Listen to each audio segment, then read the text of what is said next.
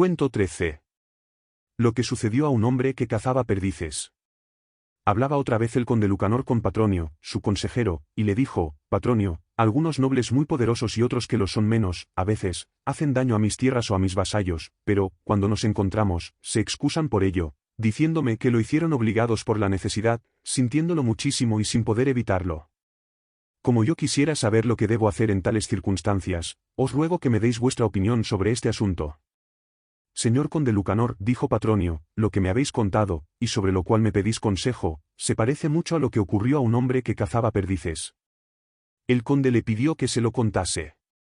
Señor conde, dijo Patronio, había un hombre que tendió sus redes para cazar perdices y, cuando ya había cobrado bastantes, el cazador volvió junto a la red donde estaban sus presas. A medida que las iba cogiendo, las sacaba de la red y las mataba, y mientras esto hacía, el viento, que le daba de lleno en los ojos, le hacía llorar. Al ver esto, una de las perdices, que estaba dentro de la malla, comenzó a decir a sus compañeras: mirad, amigas, lo que le pasa a este hombre. Aunque nos está matando, mirad cómo siente nuestra muerte y por eso llora.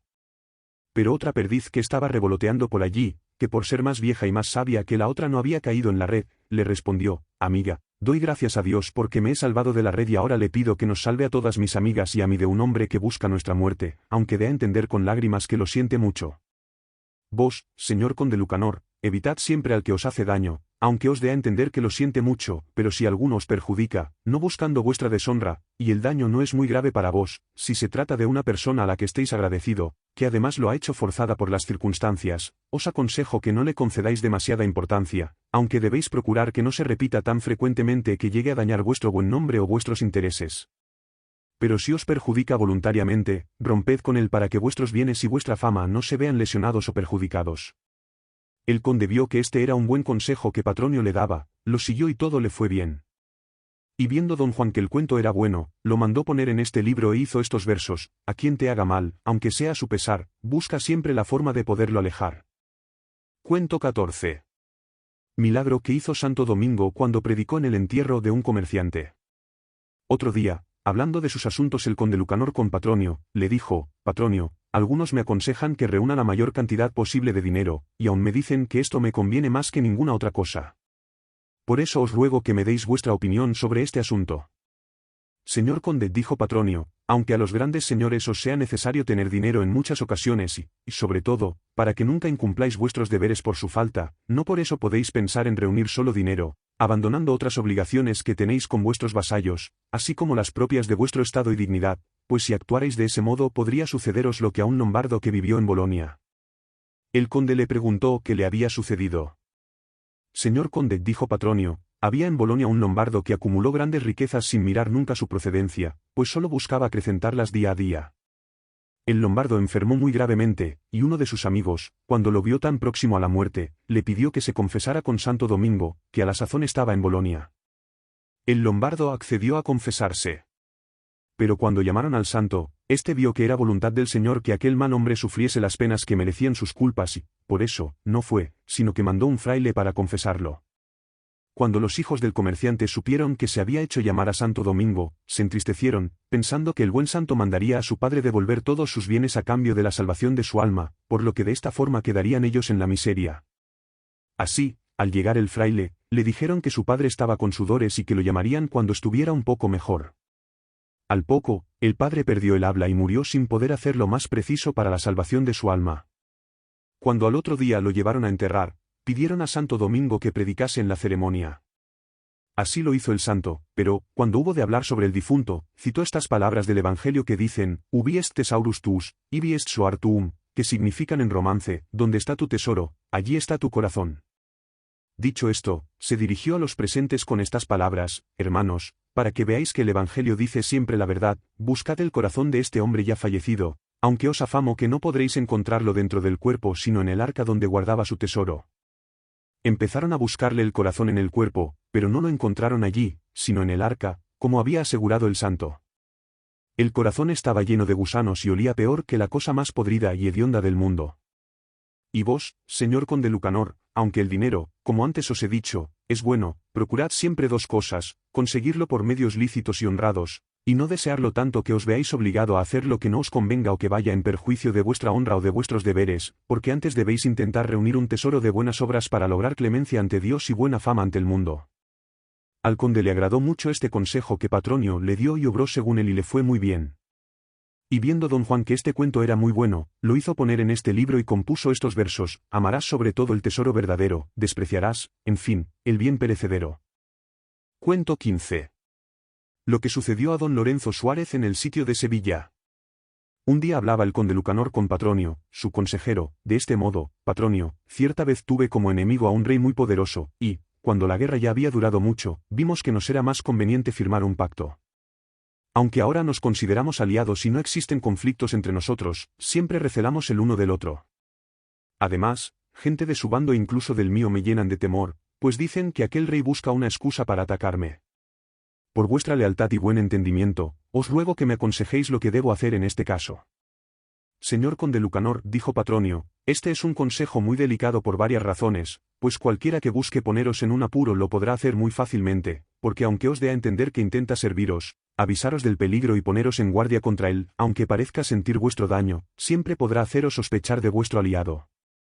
Y con esa sospecha, habréis de tomar tales medidas que serán el comienzo de una nueva guerra, sin que ninguno de vuestros consejeros pueda ser culpado, pues el que os diga que no os preocupéis por los riesgos del combate demuestra muy poca preocupación por vuestra vida, el que os diga que no reforcéis vuestros baluartes ni los abastezcáis de alimentos, hombres y armas, demuestra poco interés por vuestros señoríos, y el que os diga que no os protejáis con amigos y vasallos, que estén bien atendidos y contentos con vos, demuestra importarle muy poco vuestra honra y vuestra protección.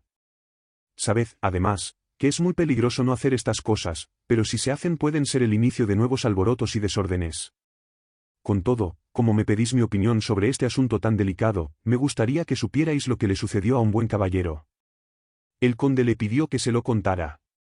Señor conde, dijo Patronio, cuando el santo y bienaventurado rey don Fernando tenía sitiada Sevilla, contaba con muchos y valientes caballeros, entre los que estaban los tres más diestros en el manejo de las armas. Uno era don Lorenzo Suárez Gallinato, el otro don García Pérez de Vargas y del tercero no recuerdo su nombre.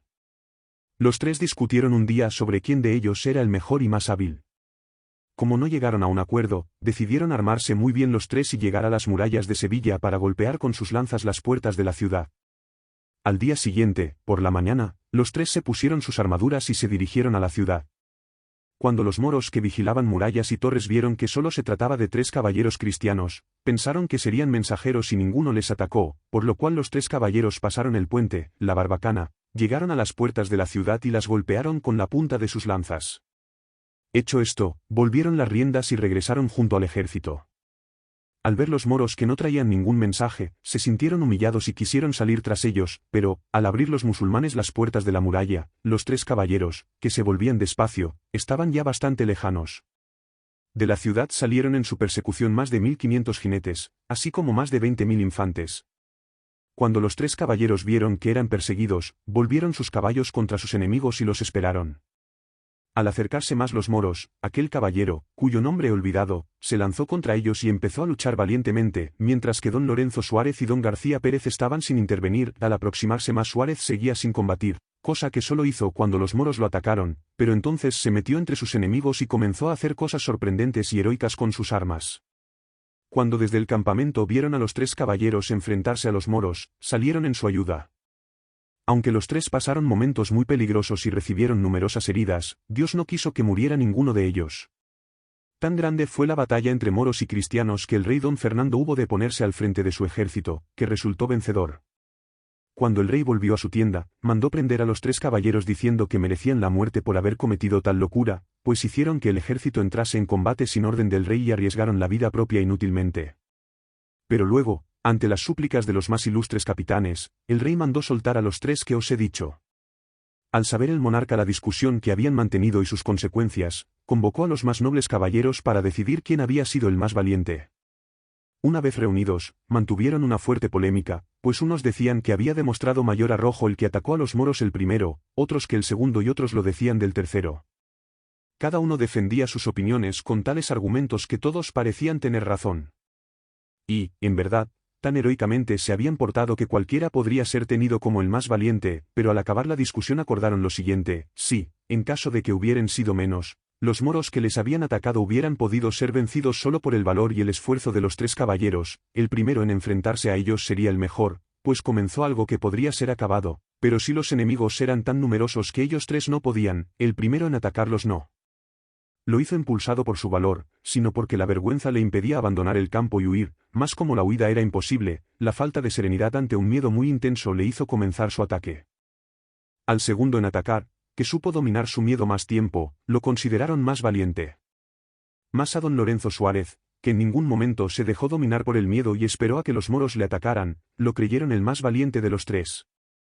Vos, señor conde Lucanor, pues veis que os intentan atemorizar y que esa guerra sería de tal violencia que una vez iniciada no podríais acabarla, tened por cierto que, cuanto más dominéis vuestro miedo, mayores muestras de valor y de buen juicio daréis, porque, como tenéis lo vuestro seguro y no os pueden hacer mucho daño por sorpresa, os aconsejo que no perdáis la serenidad. Como tampoco pueden causaros grave daño, esperad que os ataquen y entonces veréis que solo se trata de temores infundados, producto de quienes buscan vivir y hacer vivir en la confusión.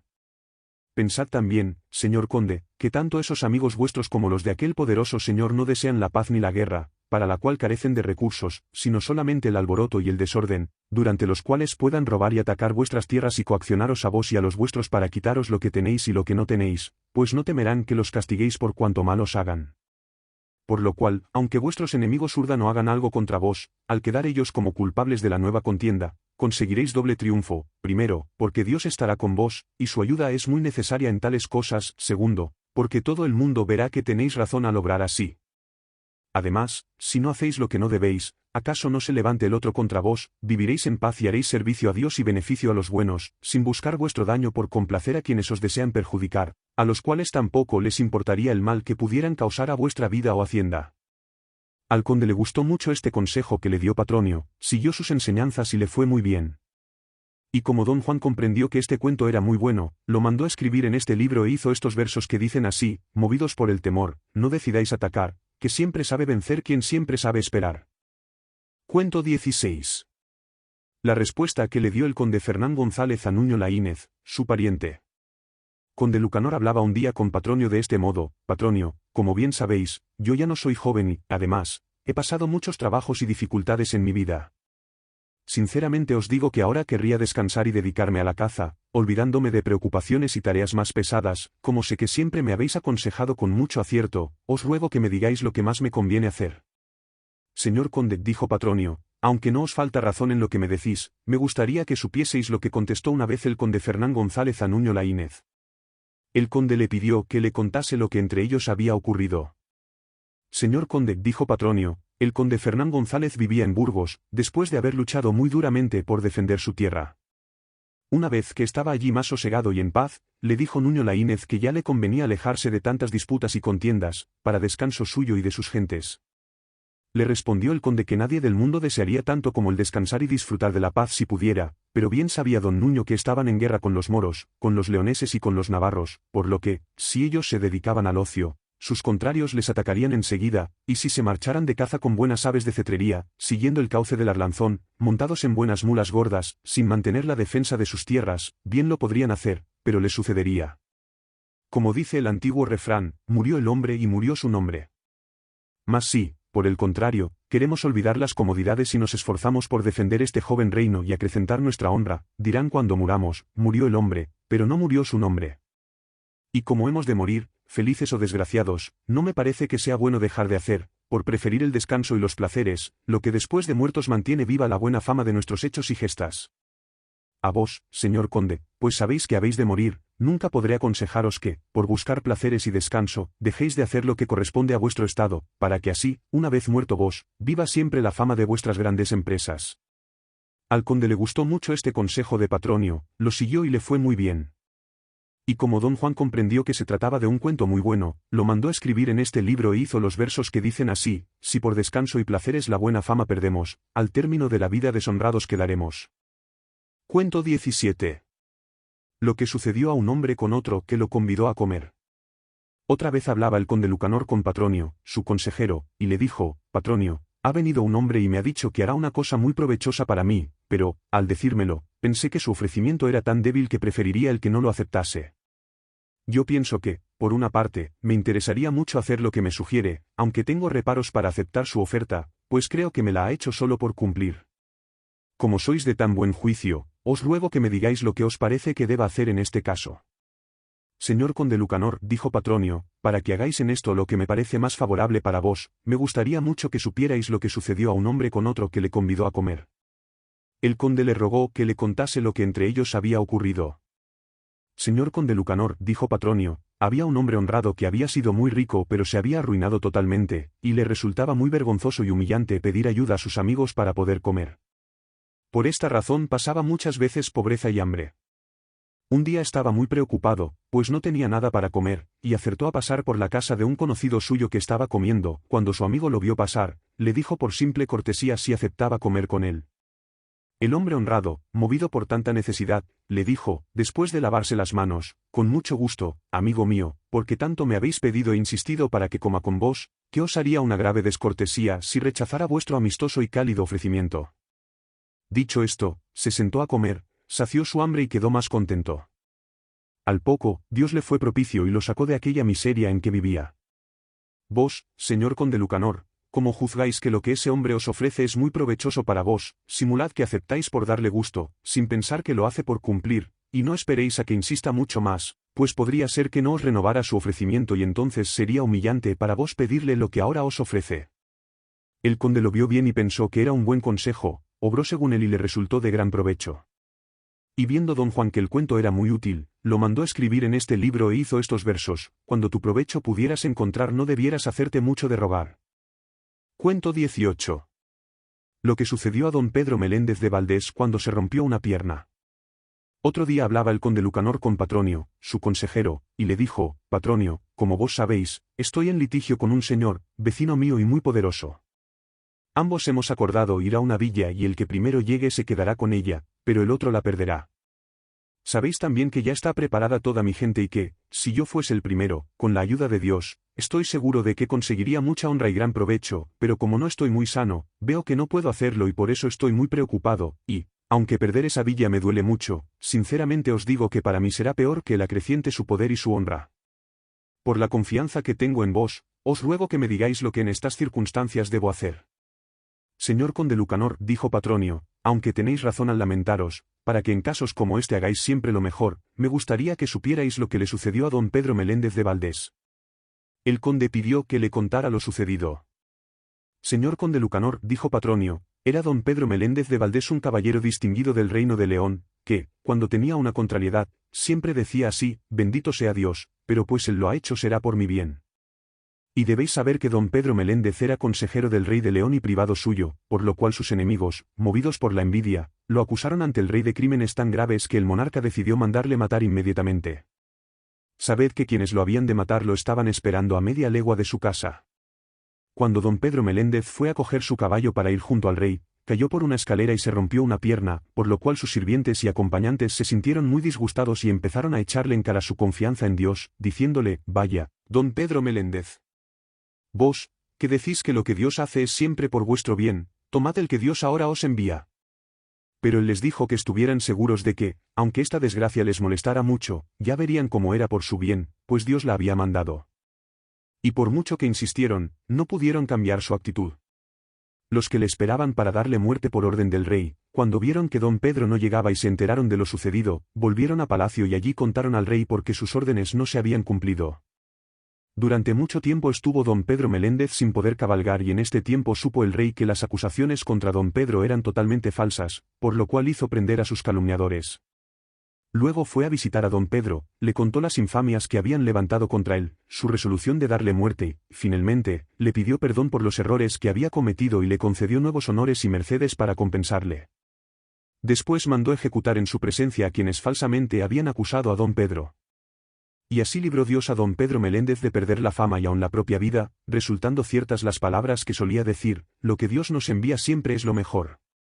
Y vos, señor conde Lucanor, no os lamentéis por esta contrariedad que ahora padecéis, pues debéis saber que todo lo que Dios hace es para bien nuestro, y si así lo creéis Él os ayudará en todo momento.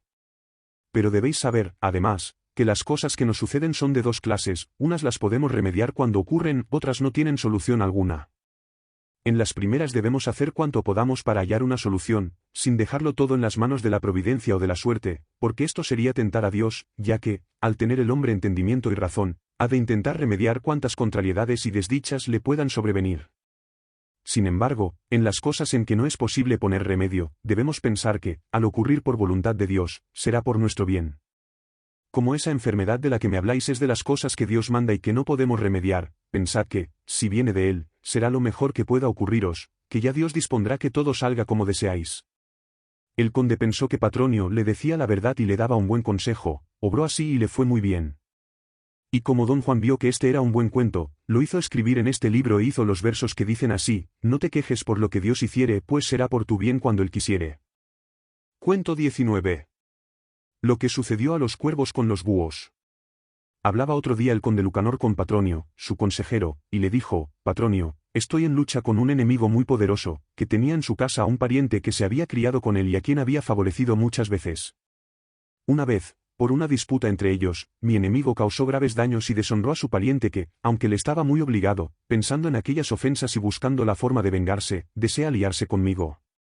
Creo que me sería hombre muy útil, pues podría aconsejarme el mejor modo de hacerle daño a mi enemigo, ya que lo conoce muy bien.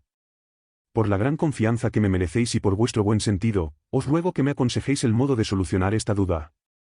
Señor conde Lucanor, dijo Patronio, lo primero que debo deciros es que ciertamente este hombre ha venido a vos para engañaros, y, para que sepáis cómo lo intentará conseguir, me gustaría que supierais lo que sucedió a los cuervos con los búhos. El conde le preguntó lo que había sucedido en este caso. Señor conde Lucanor, dijo Patronio, los cuervos y los búhos estaban en guerra entre sí, pero los cuervos llevaban la peor parte porque los búhos, que solo salen de noche y de día permanecen escondidos en lugares muy ocultos, volaban al amparo de la oscuridad hasta los árboles donde se cobijaban los cuervos, golpeando o matando a cuantos podían. Como los cuervos sufrían tanto, uno de ellos muy experimentado, al ver el grave daño que recibían los suyos, habló con sus parientes los cuervos y encontró un medio para vengarse de sus enemigos los búhos. Este era el medio que pensó y puso en práctica. Los cuervos le arrancaron las plumas, excepto alguna de las alas, por lo que volaba muy poco y mal. Así, lleno de heridas, se fue con los búhos, a los que contó el mal y el daño que le habían causado los cuervos porque él no quería la guerra contra los búhos, por lo cual, si ellos lo aceptaban como compañero, estaba dispuesto a decirles las mejores maneras para vengarse de los cuervos y hacerles mucho daño.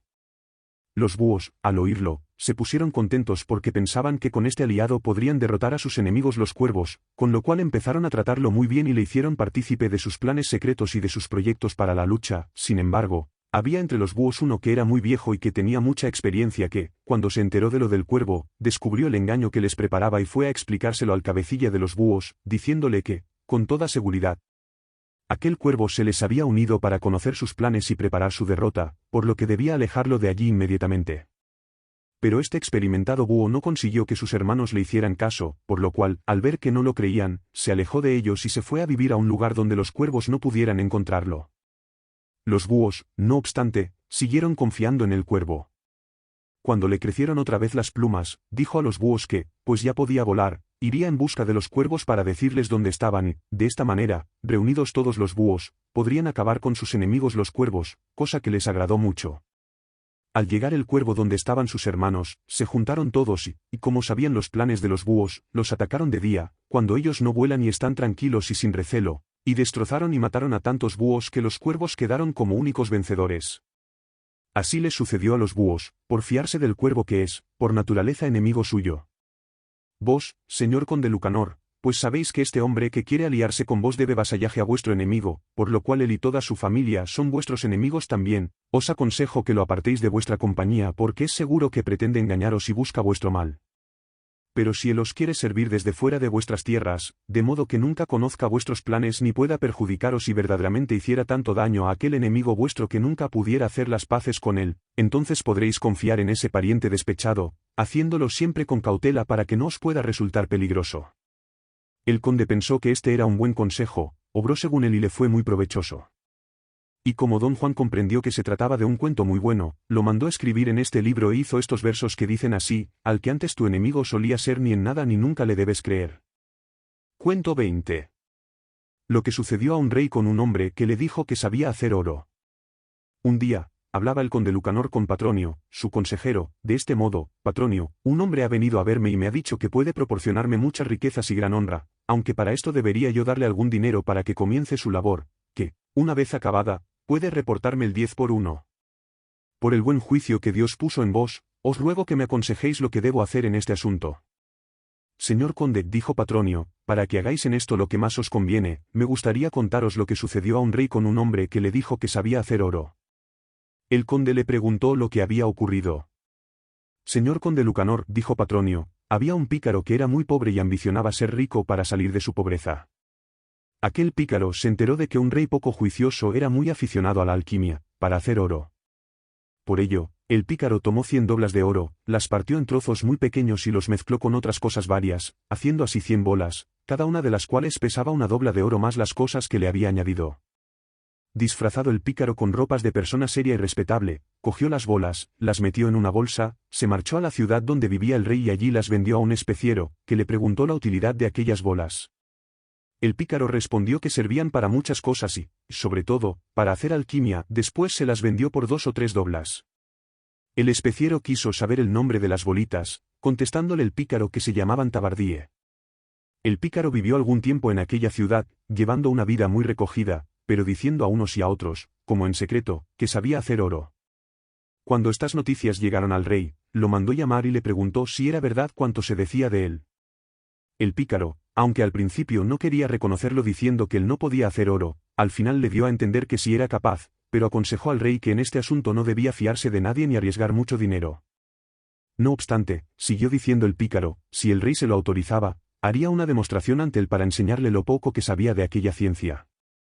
El rey se lo agradeció mucho, pareciéndole que, por sus palabras, no intentaba engañarlo. El pícaro pidió las cosas que necesitaba que, como eran muy corrientes excepto una bola de tabardíe, costaron muy poco dinero. Cuando las trajeron y las fundieron delante del rey, salió oro fino que pesaba una dobla. Al ver el rey que de algo tan barato sacaban una dobla de oro, se puso muy alegre y se consideró el más feliz del mundo. Por ello dijo al pícaro, que había hecho aquel milagro, que lo creía un hombre honrado. Y le pidió que hiciera más oro. El granuja, sin darle importancia, le respondió, Señor, ya os he enseñado cuánto sé de este prodigio. En adelante, vos podréis conseguir oro igual que yo, pero conviene que sepáis una cosa, si os falta algo de lo que os he dicho, no podréis sacar oro. Dicho esto, se despidió del rey y marchó a su casa. El rey intentó hacer oro por sí mismo y, como dobló la receta, consiguió el doble de oro por valor de 2 doblas y, a medida que la triplicaba y cuadruplicaba, conseguía más y más oro. Viendo el rey que podría obtener cuanto oro quisiese, ordenó que le trajeran lo necesario para sacar 1000 doblas de oro. Sus criados encontraron todos los elementos menos el tabardíe. Cuando comprobó el rey que, al faltar el tabardíe, no podía hacer oro, mandó llamar al hombre que se lo había enseñado, al que dijo que ya no podía sacar más oro. El pícaro le preguntó si había mezclado todas las cosas que le indicó en su receta, contestando el rey que, aunque las tenía todas, le faltaba el tabardíe. Respondió el granuja que, si le faltaba, aunque fuera uno de los ingredientes, no podría conseguir oro, como ya se lo había advertido desde el principio. El rey le preguntó si sabía dónde podía encontrar el tabardíe, y el pícaro respondió afirmativamente. Entonces le mandó el rey que fuera a comprarlo, pues sabía dónde lo vendían, y le trajera una gran cantidad para hacer todo el oro que él quisiese. El burlador le contestó que, aunque otra persona podría cumplir su encargo tan bien o mejor que él, si el rey disponía que se-86 encargase él, así lo haría, pues en su país era muy abundante. Entonces calculó el rey a cuánto podían ascender los gastos del viaje y del tabardíe, resultando una cantidad muy elevada. Cuando el pícaro cogió tantísimo dinero, se marchó de allí y nunca volvió junto al monarca, que resultó engañado por su falta de prudencia. Al ver que tardaba muchísimo, el rey mandó buscarlo en su casa, para ver si sabían dónde estaba, pero solo encontraron un arca cerrada, en la que, cuando consiguieron abrirla, vieron un escrito para el rey que decía, «Estad seguro de que el tabardíe es pura invención mía, vos he engañado. Cuando yo os decía que podía haceros rico, debierais haberme respondido que primero me hiciera rico yo y luego me creeríais». Al cabo de unos días, estaban unos hombres riendo y bromeando, para lo cual escribían los nombres de todos sus conocidos en listas separadas, en una los valientes, en otra los ricos, en otra los juiciosos, agrupándolos por sus virtudes y defectos. Al llegar a los nombres de quienes eran tontos, escribieron primero el nombre del rey, que, al enterarse, envió por ellos asegurándoles que no les haría daño alguno. Cuando llegaron junto al rey, Este les preguntó por qué lo habían incluido entre los tontos del reino, a lo que contestaron ellos que por haber dado tantas riquezas a un extraño al que no conocía ni era vasallo suyo. Les replicó el rey que estaban equivocados y que, si viniera el pícaro que le había robado, no quedaría él entre los tontos, a lo que respondieron aquellos hombres que el número de tontos sería el mismo, pues borrarían el del rey y pondrían el del burlador. Vos, señor conde Lucanor, si no deseáis que os tengan por tonto, no arriesguéis vuestra fortuna por algo cuyo resultado sea incierto, pues, si la perdéis confiando conseguir más bienes, tendréis que arrepentiros durante toda la vida. Al conde le agradó mucho este consejo, lo siguió y le fue muy bien. Y viendo don Juan que este cuento era bueno, lo mandó poner en este libro y compuso unos versos que dicen así: jamás aventures o arriesgues tu riqueza por consejo de hombre que vive en la pobreza.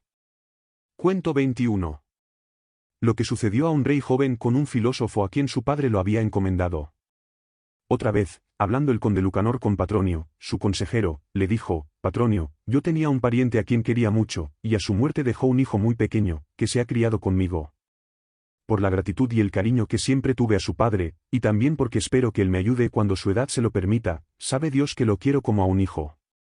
Aunque este muchacho es muy inteligente y con el tiempo será de la nobleza, me gustaría mucho que su juventud no lo llevase por malos caminos, pues la inexperiencia de los jóvenes los engaña y no les deja ver lo más conveniente. Por vuestro buen entendimiento, os ruego que me digáis la manera de conseguir que este mancebo haga siempre lo más conveniente para su cuerpo y para su hacienda, porque no querría que fuera víctima de su propia juventud. Señor conde Lucanor, dijo Patronio, para que podáis hacer por este mancebo lo que creo mejor para él, me gustaría que supierais lo que le pasó a un gran filósofo con un rey joven, al que había educado. El conde le preguntó lo que había sucedido. Señor conde Lucanor, dijo Patronio, había un rey que tenía un hijo y lo encomendó a un filósofo de toda su confianza, para que se educara junto a él. Cuando el rey murió, el infante era todavía muy pequeño y siguió siendo educado por el filósofo hasta cumplir los 15 años. Pero, al entrar en la juventud, aquel muchacho comenzó a despreciar las enseñanzas del sabio y a seguir las de otros consejeros que, como no querían a sus pupilos ni tampoco tenían obligaciones con ellos, no se preocupaban por alejarlos del mal. Siguiendo el joven rey ese camino, en muy poco tiempo pudo verse como su salud y su hacienda estaban arruinándose. Todo el mundo lo criticaba por perder su salud y malgastar su hacienda. Como la situación era cada vez peor, el sabio que lo había educado sintió gran dolor y pesar, pues no sabía ya qué hacer después de haber intentado muchas veces corregirlo con ruegos y súplicas, incluso con dureza, sin conseguir que cambiase de vida ya que su juventud le impedía ser más consciente. Comprendiendo el filósofo que solo le quedaba un remedio para corregirlo, pensó actuar como oiréis. Empezó el filósofo a decir de vez en cuando en la corte que él podía leer el futuro en el vuelo y canto de las aves, sin que nadie en el mundo lo aventajara. Tantos y tantos nobles se lo escucharon que el hecho llegó a oídos del joven rey, el cual, cuando lo supo, preguntó al sabio si era cierto que interpretaba el canto de las aves tan bien como se decía en palacio. Aunque el filósofo quiso negarlo en principio, al fin reconoció ser verdad, pero le aconsejó que nadie lo supiese. Como los jóvenes siempre están impacientes por saber y por hacer las cosas, el rey, que era joven, estaba ansioso por ver cómo interpretaba los agüeros aquel filósofo, por eso, cuanto el sabio más lo dilataba, tanto más le insistía el rey, que consiguió salir un día muy de mañana con el filósofo para escuchar las aves sin que nadie lo supiera. Aquel día madrugaron mucho. El filósofo se encaminó con el rey por un valle donde había numerosas aldeas yermas y abandonadas y, después de pasar por muchas, vieron una corneja que graznaba desde un árbol. El rey se la mostró al filósofo, que hizo como si la entendiese. Otra corneja comenzó también a graznar en otro árbol y ambas estuvieron graznando, unas veces la de la derecha y otras la de la izquierda. Después de escucharlas un rato, el sabio filósofo comenzó a llorar amargamente, a romper sus vestiduras y a dar grandes muestras de dolor. Cuando el rey mozo así lo vio, quedó muy asustado y preguntó al filósofo por qué lo hacía. El sabio, sin embargo, quiso ocultarle los motivos, pero tanto le insistió el joven rey que el filósofo le respondió que más quisiera estar muerto que vivo, porque no solo los hombres sino también las aves sabían ya que, por su falta de prudencia, perdería tierra y hacienda y todos harían escarnio de su nombre. El rey joven le pidió que se lo explicara. Le contestó el sabio que aquellas dos cornejas habían acordado casar a sus hijos y la que había hablado primero le dijo a la segunda que, como el matrimonio estaba concertado desde hacía mucho tiempo, había llegado el momento de celebrarlo. La otra corneja le contestó que era verdad que lo habían acordado, mas ahora, gracias a Dios, ella era más rica que la otra, pues desde que reinaba aquel joven rey estaban abandonadas todas las 89 aldeas del valle, por lo cual ella encontraba muchas culebras, lagartos, sapos y otros animales que se crían en lugares abandonados, y con todos ellos tenía más y mejor comida, por lo que ya no era este casamiento entre iguales. La otra corneja, al escuchar a su comadre, empezó a reír y le dijo que hablaba sin buen juicio si por ese motivo quería posponer el casamiento, pues, si Dios dejaba vivir más a ese rey, ella sería mucho más rica porque el valle donde vivía, que tenía 10 veces más aldeas, quedaría abandonado, por lo cual no había motivo para aplazar el casamiento. Y así acordaron celebrar enseguida las bodas. Cuando esto oyó el rey joven, se disgustó mucho y empezó a pensar cómo había llegado su reino a tal estado.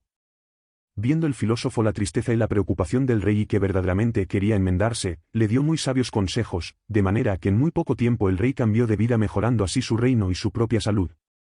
Vos, señor conde, pues habéis criado a ese mancebo y queréis llevarlo por el buen camino, buscad el modo de que con buenas palabras y con buenos ejemplos entienda cómo debe ocuparse de sus asuntos, pero nunca lo intentéis con insultos o castigos, pensado que así podréis corregirlo, porque es tal la condición de los jóvenes que enseguida aborrecen a quien los atosiga con recomendaciones, sobre todo si es persona de alcurnia, pues lo toman como una ofensa sin darse cuenta de su error, pues no.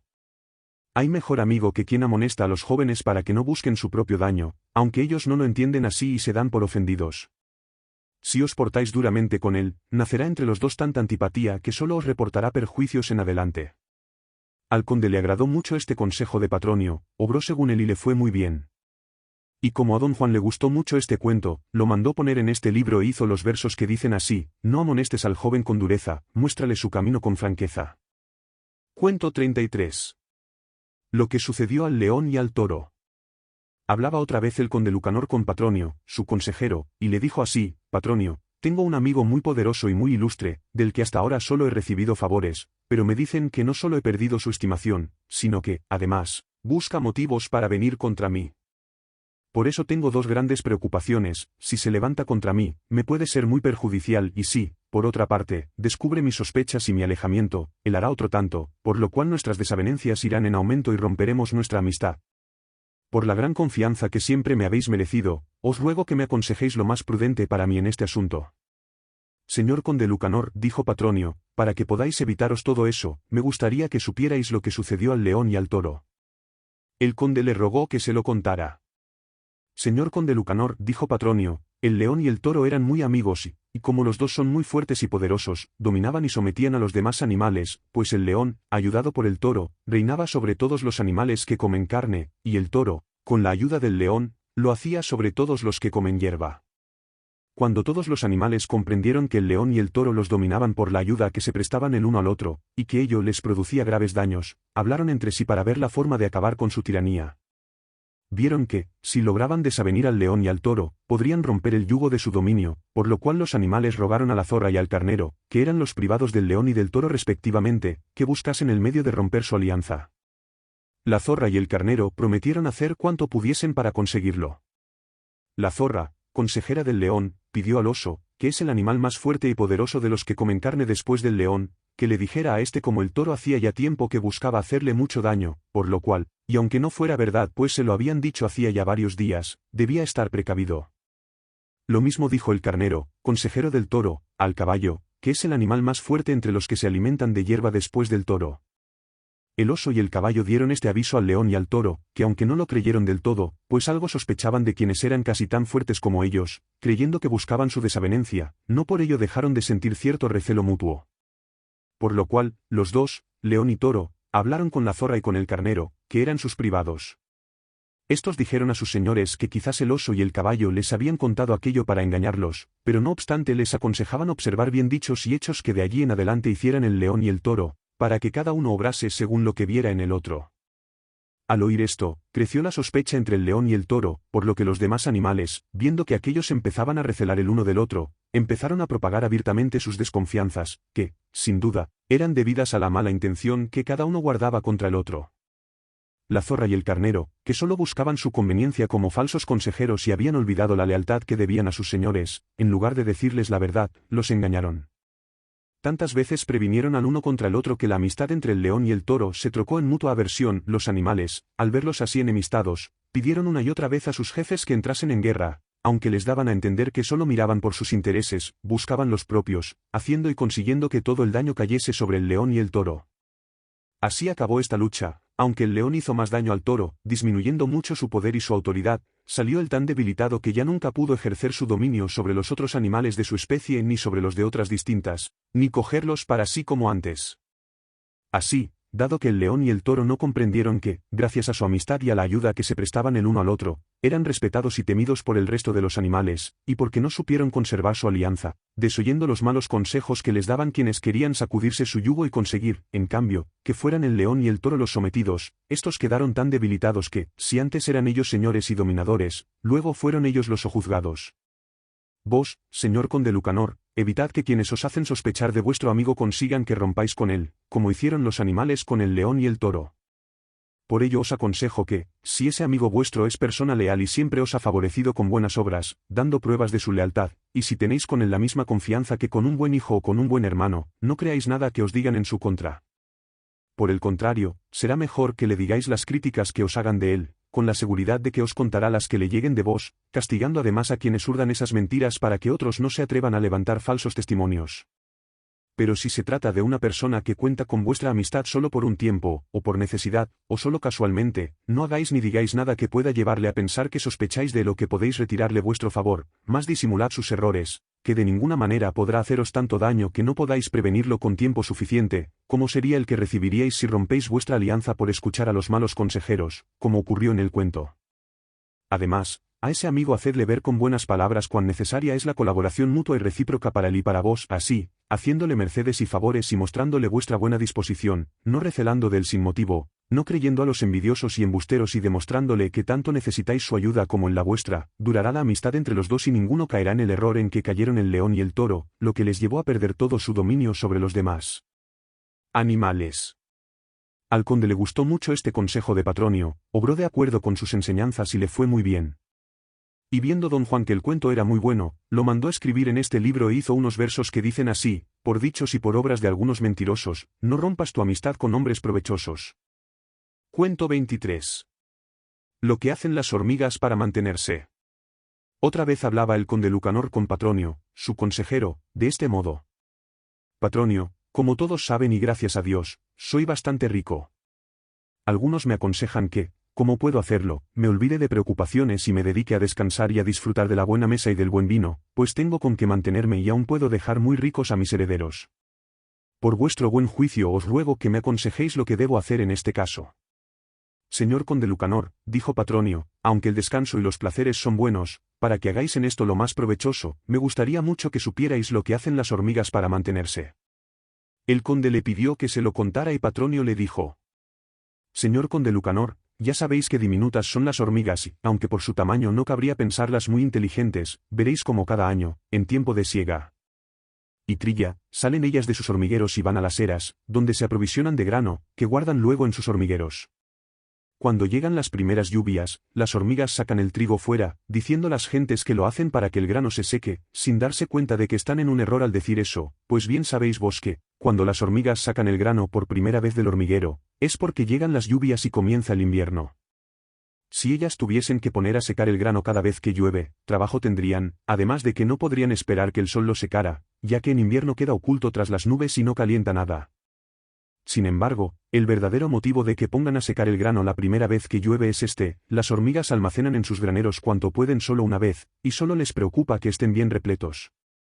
Cuando han metido el grano en sus almacenes, se juzgan a salvo, pues piensan vivir durante todo el invierno con esas provisiones. Pero al llegar la lluvia, como el grano se moja, empieza a germinar, las hormigas, viendo que, si crece dentro del hormiguero, el grano no les servirá de alimento sino que les causará graves daños e incluso la muerte, lo sacan fuera y comen el corazón de cada granito, que es de donde salen las hojas, dejando solo la parte de fuera, que les servirá de alimento todo el año, pues por mucho que llueva ya no puede germinar ni taponar con sus raíces y tallos las salidas del hormiguero.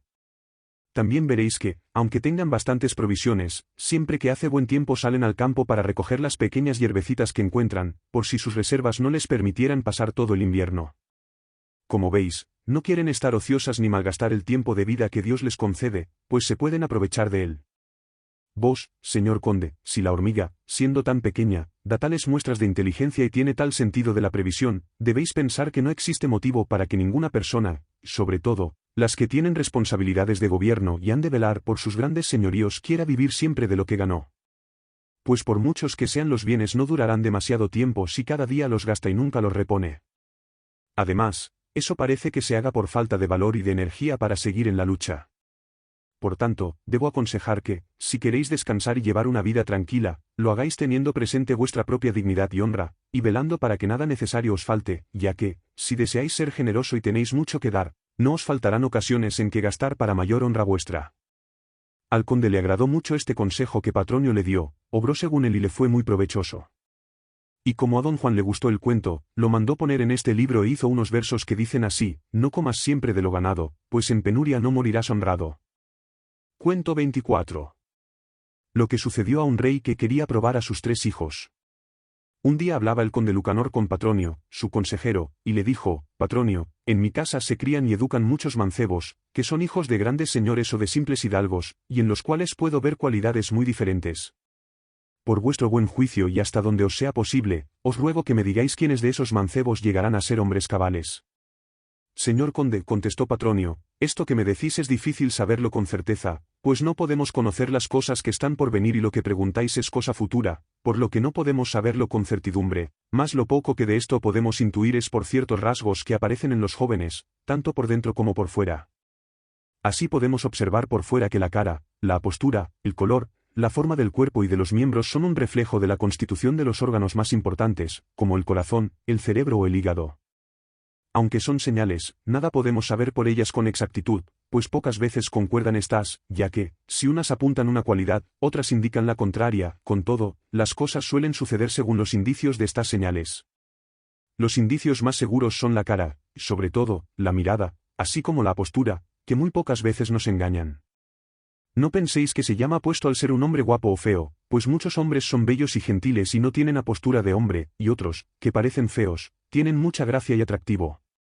La forma del cuerpo y de los miembros son señales de la constitución del hombre y nos indican si será valiente o cobarde, aunque, con todo, estas señales no revelan con certeza cómo serán sus obras. Como os digo, son simples señales y ello quiere decir que no son muy seguras, pues la señal solo nos hace presumir que pueda ocurrir así. En fin, estas son las señales externas, que siempre resultan poco fiables para responder a lo que me preguntáis.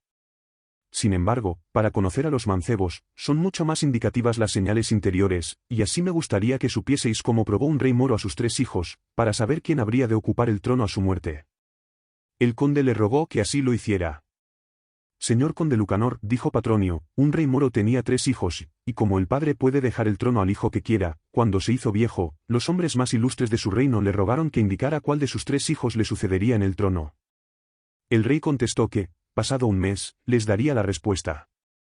Al cabo de unos días, una tarde dijo el rey a su hijo mayor que al día siguiente, de madrugada, quería cabalgar y deseaba que lo acompañara.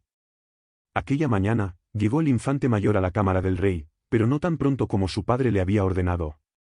Cuando llegó, le dijo el rey que quería vestirse y que le hiciera traer la ropa. El infante mandó al camarero que la trajese, pero el camarero le preguntó qué ropa quería el rey. El infante volvió a preguntárselo a su padre, el cual respondió que quería la aljuba. El infante volvió y dijo al camarero que el rey quería la aljuba. El camarero le preguntó qué manto llevaría el rey, y el infante hubo de regresar junto al monarca para preguntárselo. Así ocurrió con cada vestidura, yendo y viniendo el infante con las preguntas, hasta que el rey lo tuvo preparado todo. Entonces vino el camarero, que vistió y calzó al monarca. Cuando el rey estuvo ya vestido y calzado, mandó al infante que le hiciera traer un caballo, y el infante se lo dijo al caballerizo. Este le preguntó qué caballo quería el rey. El infante volvió a preguntárselo a su padre, y lo mismo ocurrió con la silla de montar, el freno, la espada y las espuelas, es decir, con todos los aparejos necesarios para cabalgar, preguntándole siempre al rey lo que quería. Cuando ya estaba todo preparado, dijo el rey al infante que no podía dar el paseo a caballo, pero que fuera él por la ciudad y se fijara bien en todas las cosas que viera, para que luego se las contara. El infante cabalgó en compañía de los hombres más ilustres de la corte y con músicos que tocaban tambores, timbales y toda clase de instrumentos. El infante dio un paseo por la ciudad y, cuando volvió junto al rey, este le preguntó qué opinaba de lo que había visto. Le contestó el infante que todo estaba muy bien, salvo los timbales y tambores, que hacían mucho ruido. Pasados algunos días, el rey mandó al hijo segundo que fuese a su cámara por la mañana. El infante así lo hizo. El rey lo sometió a las mismas pruebas que al hermano mayor, el segundo obró como su hermano y respondió con las mismas palabras de su hermano. Y al cabo de pocos días, el rey mandó al hijo menor que viniese a verlo muy temprano. El infante madrugó mucho y se fue a las habitaciones del rey, donde esperó a que el rey despertara. Cuando su padre estuvo dispuesto, entró en la cámara real el hijo menor, que se postró ante su padre en señal de sumisión y respeto. El rey le ordenó que le trajeran la ropa. El infante le preguntó lo que quería ponerse para vestir y calzar, y de una sola vez fue por todo y se lo trajo, no queriendo ni permitiendo que nadie le vistiera sino él, con lo que daba a entender que se sentía orgulloso de que su padre, el rey, se viera cuidado y atendido solamente por él, pues era su padre y merecía cuantas atenciones le pudiera otorgar. Cuando el rey ya estaba vestido y calzado, ordenó al infante que hiciera traer su caballo. El infante le preguntó qué caballo deseaba, así como todo lo necesario para cabalgar, como la silla, el freno y la espada. También le preguntó quién quería que lo acompañase y cuántas cosas podía necesitar. Hecho esto, de una sola vez lo trajo todo y lo dispuso como el rey había ordenado. Cuando estaba todo dispuesto, el rey dijo al infante que no quería salir a pasear, que fuera él solo y que luego le contase todo cuanto viera. El infante salió a caballo acompañado por cortesanos y caballeros como lo habían hecho sus dos hermanos. Ninguno de ellos sabía qué pretendía el rey actuando. Cuando el infante salió, mandó que le enseñaran el interior de la ciudad, las calles, el lugar donde se guardaba el tesoro real, las mezquitas y todos los monumentos. También preguntó cuántas personas vivían allí. Después salió fuera de las murallas y mandó que lo acompañasen todos los hombres de armas, de a pie y de a caballo, pidiéndoles que combatieran y le hicieran una demostración de su habilidad con las armas y cuantos ejercicios de ataque y defensa supieran. Luego revisó murallas, torres y fortalezas de la ciudad y, cuando lo hubo visto todo, volvió junto a su padre el rey. Regresó a palacio entrada la noche. El rey le preguntó por las cosas que había visto, contestándole el infante que, con su permiso, le diría la verdad. El rey, su padre, le ordenó que se la dijera, so pena de perder su bendición. 99 El infante le respondió que, aunque lo consideraba un buen rey, no lo era tanto, pues si lo hubiera sido, como tenía tan buenos soldados y caballeros, tanto poder y tantos bienes, ya habría conquistado todo el mundo. Al rey le agradó mucho esta crítica sincera y aguda que le hizo el infante, por lo que, al llegar el plazo que había señalado a sus nobles, les señaló como heredero al hijo menor. El rey, señor conde, actuó así por las señales que vio en cada uno de sus hijos, pues, aunque hubiera preferido que le sucediera cualquiera de los otros dos, no lo juzgó acertado y eligió al menor por su prudencia. Y vos, señor conde, si queréis saber que Mancebo será hombre más valioso, fijaos en estas cosas y así podréis intuir algo y aún bastante de lo que cada uno llegará a ser. Al conde le agradó mucho lo que Patronio le contó. Y como don Juan pensó que era un buen cuento, lo mandó poner en este libro e hizo estos versos que dicen así: por palabras y hechos bien podrás conocer, en jóvenes mancebos, que llegarán a ser. Cuento 25. Lo que sucedió al conde de Provenza con Seledino, que era sultán de Babilonia. El conde Lucanor hablaba otra vez con Patronio, su consejero, de esta manera: Patronio, un vasallo mío me dijo el otro día que quería casar a una parienta suya, y que, así como él estaba obligado a aconsejarme siempre lo más prudente, me pedía como merced que le aconsejara lo que yo creyera más conveniente para él. También me ha dicho quiénes son los que querrían casarse con su parienta. Como deseo que este buen hombre haga lo mejor para su familia y para su parienta, os ruego que me digáis lo que os parece de este asunto, pues vos sabéis mucho de tales cosas, de modo que yo pueda darle un buen consejo que le vaya bien. Señor conde Lucanor, dijo Patronio, para que siempre podáis aconsejar bien a quienes hayan de casar a una parienta suya, me gustaría mucho que supierais lo que le sucedió al conde de Provenza con Seledino, que era sultán de Babilonia. El conde Lucanor le rogó que le contase lo que había ocurrido. Señor conde Lucanor, dijo Patronio, había un conde en Provenza que era muy bueno y deseaba hacer buenas obras para salvar su alma y ganar la gloria del paraíso con hazañas que aumentasen su honra y engrandeciesen el nombre de su patria. Para lograrlo, reunió un gran ejército muy bien armado y partió a Tierra Santa, pensando que, sucediera lo que sucediera, podría sentirse dichoso, pues lo hacía para servir y honrar a Dios. Mas como los juicios de Dios son sorprendentes e insondables, y Dios nuestro Señor prueba con frecuencia a sus elegidos, para que sepan sufrir la adversidad con resignación, pues Él siempre hace que todo redunde en su bien y provecho, así quiso Dios tentar al conde de Provenza y permitió que cayera prisionero del sultán Seledino. Aunque el conde vivía como cautivo, Seledino, conociendo su bondad, lo trataba muy bien, le respetaba sus honores y le pedía consejo en 101 todos los asuntos importantes. Tan bien le aconsejaba el conde y tanto confiaba el sultán en él que, aunque estaba prisionero, tenía tanto poder y tanta influencia en las tierras de Seledino como en las suyas propias. Cuando el conde partió de su tierra, dejó una hija muy pequeña. Tanto tiempo estuvo el conde en prisión, que su hija llegó a la edad de casarse, por lo cual la condesa, su mujer, y sus parientes le escribieron diciéndole cuántos hijos de reyes y de otros grandes señores la pedían en matrimonio. Un día, cuando Seledino fue a pedir consejo al conde, después de haberle aconsejado al sultán en el asunto que quería, le habló el conde de este modo. Señor, vos me habéis concedido tantas mercedes y honra, y confiáis tanto en mí, que yo me tendría por afortunado si pudiera hacer algo para corresponderos. Y pues vos, señor, tenéis a bien que yo os aconseje en los asuntos más importantes, acogiéndome a vuestra gracia y confiando en vuestro entendimiento, os pido vuestro consejo en algo que me sucede. El sultán agradeció mucho estas palabras del conde, respondiéndole que le aconsejaría muy gustoso, incluso que le ayudaría si fuera necesario. Alentado por este ofrecimiento del sultán, el conde le habló de las propuestas de matrimonio que había recibido su hija, y pidió que le dijera quién debía ser el elegido. Seledino le respondió, conde, yo os considero tan inteligente que, con deciros pocas palabras, podréis comprender perfectamente, os aconsejaré en este asunto según lo entiendo yo. Como no conozco a todos los que solicitan la mano de vuestra hija, ni su linaje o poder, ni sus prendas personales, ni la distancia entre sus tierras y las vuestras, ni en que superan los unos a los otros, no puedo daros un consejo demasiado concreto, y así solo os diré que caséis a vuestra hija con un hombre. El conde se lo agradeció, pues comprendió muy bien lo que le quería decir.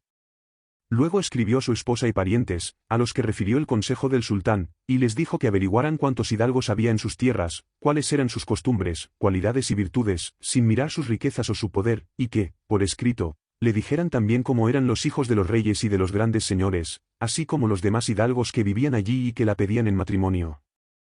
La condesa y los parientes del conde se quedaron muy sorprendidos de esta respuesta, pero hicieron lo que les mandaba y pusieron por escrito las cualidades y costumbres, buenas y malas, de cada uno de los pretendientes, así como las demás circunstancias que sabían de ellos. También le indicaron cómo eran los hidalgos de aquellas comarcas, y todo lo hicieron llegar al conde. Al recibir el conde este escrito, se lo mostró al sultán y, al leerlo Seledino, aunque todos los pretendientes eran muy buenos, encontró algunos defectos en los hijos de los reyes o de los grandes señores, pues unos eran glotones o borrachos, otros coléricos, otros huraños, otros orgullosos, otros amigos de malas compañías, otros tartamudos y otros, en fin, tenían otros defectos. El sultán halló, sin embargo, que el hijo de un rico hombre, que no era el más poderoso, por lo que del mancebo se decía en el informe, era el mejor hombre, el más cumplido y perfecto de cuantos había oído hablar en su vida. En consecuencia, el sultán aconsejó al conde que casara a su hija con aquel hombre, pues sabía que, aunque los otros eran de más abolengo y más distinguidos que él, estaría mejor casada con este que con ninguno de los que tenían uno o varios defectos, ya que pensaba él sultán que el hombre era más de estimar por sus obras que por la riqueza o por la nobleza de su linaje. El conde mandó decir a la condesa y a sus parientes que casaran a su hija con el mancebo que Seledino había aconsejado. Y aunque se asombraron mucho de ello, hicieron llamar al hijo de aquel rico hombre y le contaron lo que el conde les había dicho. El joven les respondió que sabía muy bien que el conde era superior, más rico y más noble que él, pero que, si él fuera tan poderoso como el conde, cualquier mujer podría sentirse feliz casada con él, diciéndoles también que, si le daban esta respuesta por no acceder a sus pretensiones, sería porque buscasen su deshonra sin motivo alguno y le harían una gran afrenta. Ellos le replicaron que de verdad querían ese matrimonio, y le contaron cómo el sultán había aconsejado al conde que otorgase su hija a aquel mancebo antes que a ningún hijo de rey o de grandes señores, por ser él muy hombre. Al oír esto, el mancebo comprendió que consentían en su matrimonio y pensó que, si Seledino lo había elegido por ser hombre cabal, haciéndole llegar a tan gran honra, no lo sería si no se comportara con arreglo a las circunstancias. Por eso pidió a la condesa y parientes del conde que, si querían que los creyese, le entregaran enseguida el gobierno del condado y todas sus rentas, sin decirles nada de lo que había pensado hacer. Ellos accedieron a sus pretensiones y le otorgaron los poderes que pedía.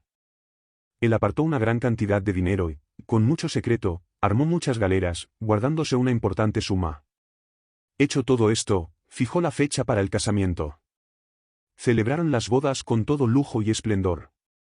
Al llegar la noche, marchó hacia la casa donde estaba su mujer y, antes de consumar el matrimonio, llamó a la condesa y a sus parientes, a quienes dijo en secreto que bien sabían que el conde lo había preferido frente a otros más nobles porque el sultán le aconsejó que casara a su hija con un hombre, y que, pues el sultán y el conde tanta honra le habían hecho y lo habían elegido por esta razón, no se tendría él por muy hombre si no hiciera lo que era obligado. Por ello les dijo que había de partir, dejándoles aquella doncella, que había tomado en matrimonio, así como el gobierno del condado, pues confiaba en que Dios le guiaría de tal manera que todo el mundo pudiese ver que se había portado como un hombre. Dicho esto, montó a caballo y se fue a la buena ventura. Se dirigió al reino de Armenia, donde vivió mucho tiempo hasta que aprendió la lengua y las costumbres de aquella tierra. Allí se enteró de que Seledino era muy amante de la caza. Cogió muchas y buenas aves de cetrería, muchos y buenos perros y se dirigió hacia donde estaba Seledino, dividiendo sus naves y enviándolas una a cada puerto, con la orden de no partir hasta que él lo mandase. Cuando llegó al sultán, fue muy bien recibido en la corte, pero ni le besó la mano ni le rindió pleitesía, como debe hacerse ante el señor. El sultán Seledino mandó darle cuanto necesitara y él se lo agradeció mucho, pero no quiso aceptar nada, diciéndole que no había ido en busca de ayuda, sino atraído por su fama, por lo cual, si él quisiera, le gustaría pasar algún tiempo viviendo con él para aprender alguna de sus preciadas virtudes y cualidades, así como las de su pueblo. También dijo al sultán que, como conocía su afición por la caza, él traía muchas y muy buenas aves, además de perros muy rápidos, de los que podría escoger los que más le gustasen, quedándose él con el resto para acompañarlo en las cacerías y servirle en aquel ejercicio o en otro cualquiera. Seledino le agradeció mucho todo esto y cogió lo que le pareció bien, pero no pudo conseguir que el otro aceptara ningún regalo ni le contara a 104 nada de sus ocupaciones, ni se vinculara a Seledino por ninguna obligación de vasallaje. De esta manera permaneció viviendo con él mucho tiempo. Como Dios dispone las cosas al fin que quiere y según su voluntad, quiso que, en una cacería, se lanzaran los halcones tras unas grullas, a las que dieron alcance en un puerto donde estaba recalada una de las galeras que el yerno del conde había distribuido. El sultán, que montaba un caballo muy bueno, y su acompañante se alejaron tanto del resto de su gente que ninguno pudo seguirlos. Cuando llegó Seledino a donde los halcones estaban peleando con la grulla, bajó rápidamente de su caballo para ayudarles. El yerno del conde, que venía con él, cuando así lo vio en tierra, llamó a los hombres de su galera. El sultán, que no se fijaba sino en la pelea de los halcones, cuando se vio rodeado por gente armada, quedó muy asombrado. El yerno del conde desenvainó la espada e hizo como si le atacase. Al verlo Seledino venir contra él, comenzó a lamentarse, diciendo que cometía una gran traición. El yerno del conde le respondió que no pidiese ayuda a Dios, pues bien sabía él que nunca lo había tenido como a su señor, ni había querido aceptar nada de él, ni existía entre ellos vínculo que lo obligara a la lealtad, sino que todo era como Seledino había dispuesto. Dicho esto, lo capturó, lo llevó a la galera, y cuando ya estaba dentro, dijo que él era el yerno del conde, el mismo que el sultán había preferido entre otros mejores por ser más hombre y que, como él lo había elegido por esta razón, no se tendría por hombre si no hubiera obrado así. Luego le rogó que devolviese la libertad a su suegro, para que viese como el consejo que él le había dado era bueno y verdadero, y como daba buenos frutos. Cuando Seledino oyó esto, dio muchas gracias a Dios y se alegró más de haber acertado en el consejo que dio al conde que si le hubiera acontecido una hazaña muy honrosa, por grande que ésta fuese. El sultán respondió al yerno del conde que lo pondría inmediatamente en libertad. Fue con él, mandando a los hombres de la galera que se alejasen tanto del puerto que nadie pudiera verlos cuando llegara allí. El sultán y el yerno del conde dejaron a los halcones cebarse en las grullas y cuando llegaron junto a ellos los hombres del sultán, encontraron a este muy alegre, pero no le dijo a ninguno lo que entre ellos había sucedido. Cuando llegaron a la villa, el sultán detuvo su caballo frente a la casa donde el conde estaba prisionero, bajó de su montura, y llevando consigo al yerno del conde, le dijo muy alegre: «Conde, doy gracias a Dios por haberme permitido acertar cuando os aconsejé sobre el matrimonio de vuestra hija. Mirad a vuestro yerno, pues se los ha sacado de prisión». Después le contó cómo se había comportado su yerno, la prudencia y el esfuerzo que había demostrado para apoderarse de él, y cómo luego confió en su palabra.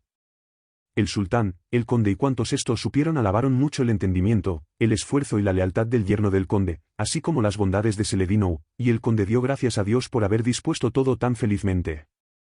Entonces el sultán ofreció muchos y ricos presentes al conde y a su yerno, y dio al primero, como compensación por su cautividad, el doble de lo que importaban las rentas de su condado mientras estuvo en prisión, volviendo el conde a su tierra muy feliz y muy rico.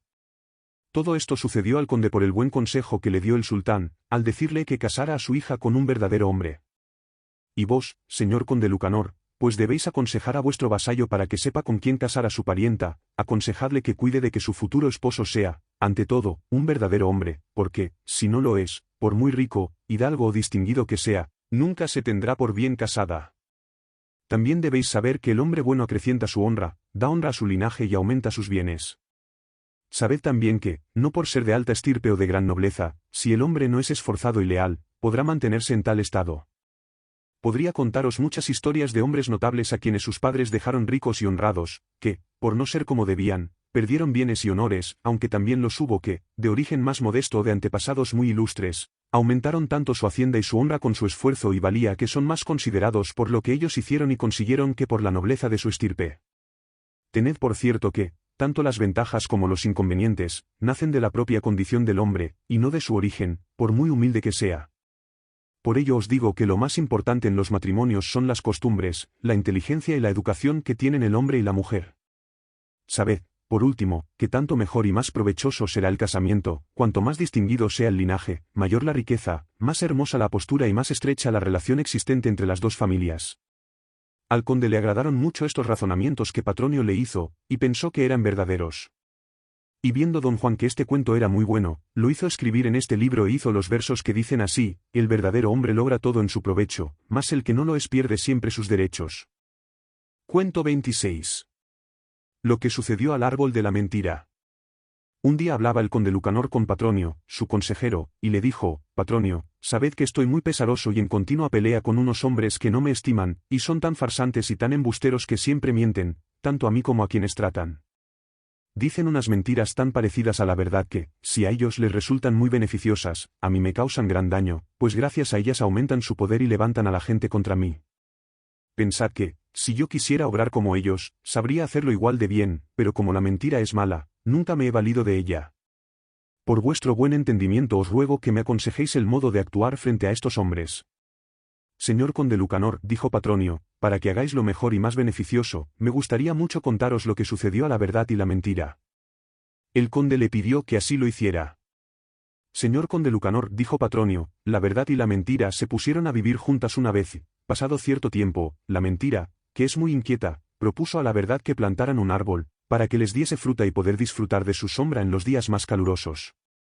La verdad, que no tiene doblez y se conforma con poco, aceptó aquella propuesta. Cuando el árbol estuvo ya plantado y había empezado a crecer frondoso, la mentira propuso a la verdad que se lo repartieran entre las dos, cosa que agradó a la verdad.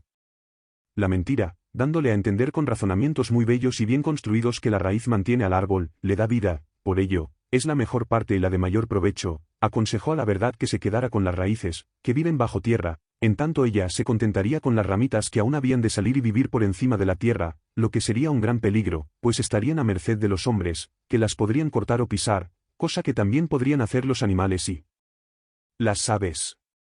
También le dijo que los grandes calores podrían secarlas, y quemarlas los grandes fríos, por el contrario, las raíces no estarían expuestas a estos peligros. Al oír la verdad todas estas razones, como es bastante crédula, muy confiada y no tiene malicia alguna, se dejó convencer por su compañera la mentira, creyendo ser verdad lo que le decía. Como pensó que la mentira le aconsejaba coger la mejor parte, la verdad se quedó con la raíz y se puso muy contenta con su parte. Cuando la mentira terminó su reparto, se alegró muchísimo por haber engañado a su amiga, gracias a su hábil manera de mentir. La verdad se metió bajo tierra para vivir, pues allí estaban las raíces, que ella había elegido, y la mentira permaneció encima de la tierra, con los hombres y los demás seres vivos. Y como la mentira es muy lisonjera, en poco tiempo se ganó la admiración de las gentes, pues su árbol comenzó a crecer y a echar grandes ramas y hojas que daban fresca sombra, también nacieron en el árbol flores muy hermosas, de muchos colores y gratas a la vista. Al ver las gentes un árbol tan hermoso, empezaron a reunirse junto a él muy contentas, gozando de su sombra y de sus flores, que eran de colores muy bellos. La mayoría de la gente permanecía allí, e incluso quienes vivían lejos se recomendaban el árbol de la mentira por su alegría, sosiego y fresca sombra. Cuando todos estaban juntos bajo aquel árbol, como la mentira es muy sabia y muy halagüeña, les otorgaba muchos placeres y les enseñaba su ciencia, que ellos aprendían con mucho gusto. De esta forma ganó la confianza de casi todos, a unos les enseñaba mentiras sencillas, a otros, más sutiles, mentiras dobles, y a los más sabios, mentiras triples. Señor conde, debéis saber que es mentira sencilla cuando uno dice a otro: don fulano, yo haré tal cosa por vos, sabiendo que es falso.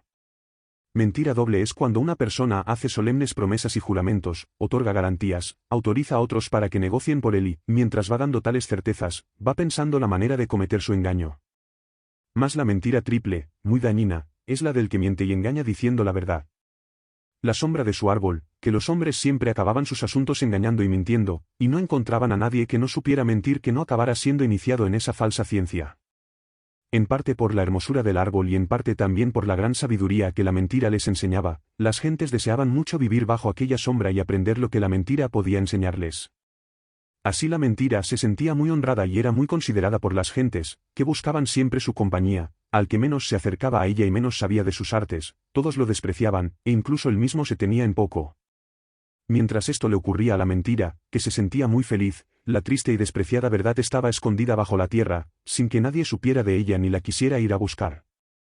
Viendo la verdad que no tenía con qué alimentarse, sino con las raíces de aquel árbol que la mentira le aconsejó tomar como suyas, y a falta de otro alimento, se puso a roer y a cortar para su sustento las raíces del árbol de la mentira. Aunque el árbol tenía gruesas ramas, hojas muy anchas que daban mucha sombra y flores de colores muy alegres, antes de que llegase a dar su fruto fueron cortadas todas sus raíces pues se las tuvo que comer la verdad. Cuando las raíces desaparecieron, estando la mentira a la sombra de su árbol con todas las gentes que aprendían sus artimañas, se levantó viento y movió el árbol, que, como no tenía raíces, muy fácilmente cayó derribado sobre la mentira, a la que hirió y quebró muchos huesos, así como a sus acompañantes, que resultaron muertos o malheridos. Todos, pues, salieron muy mal librados. Entonces, por el vacío que había dejado el tronco, salió la verdad, que estaba escondida, y cuando llegó a la superficie vio que la mentira y todos los que la acompañaban estaban muy maltrechos y habían recibido gran daño por haber seguido el camino de la mentira. Vos, señor conde Lucanor, fijaos en que la mentira tiene muy grandes ramas y sus flores, que son sus palabras, pensamientos o halagos, son muy agradables y gustan mucho a las gentes, aunque sean efímeros y nunca lleguen a dar buenos frutos. Por ello, aunque vuestros enemigos usen de los halagos y engaños de la mentira, evitadlos cuanto pudiereis, sin imitarlos nunca en sus malas artes y sin envidiar la fortuna que hayan conseguido mintiendo, pues ciertamente les durará poco y no llegarán a buen fin. Así, cuando se encuentren más confiados, les sucederá como al árbol de la mentira y a quienes se cobijaron bajo él.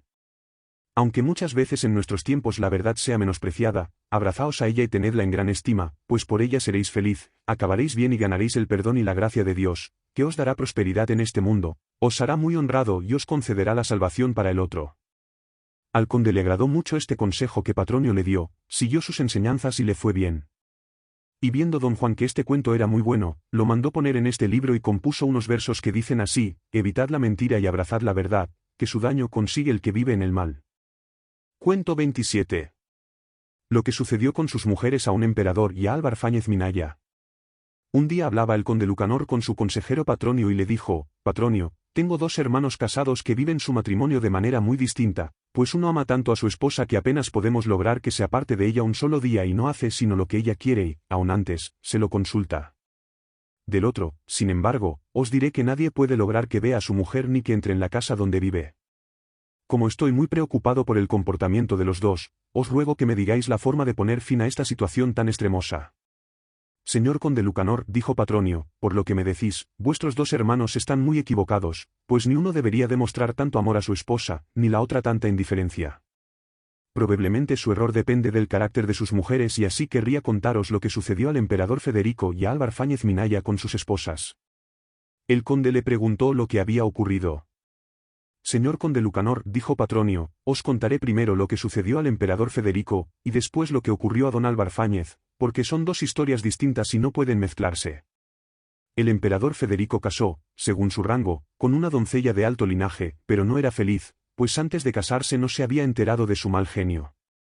Después del matrimonio, y aunque ella era buena y honrada, comenzó a mostrar el carácter más rebelde y más díscolo que pueda imaginarse. Si el emperador quería comer, ella ayunar; si el emperador quería dormir, ella levantarse; si el emperador le tomaba afecto a alguien, ella le demostraba antipatía.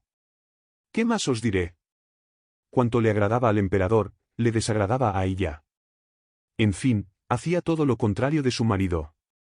El emperador soportó aquella vida algún tiempo, pero, viendo que de ningún modo podría corregir a su esposa, ni con sus advertencias ni con las de otros, ni con amenazas, ni con ruegos o halagos, y viendo también la áspera vida que le esperaba y el daño que le traería a su reino la mala condición de la emperatriz, fue a ver al papa, y le dijo lo que pasaba y el peligro en que se encontraban su pueblo y él por el pésimo carácter de su esposa la emperatriz.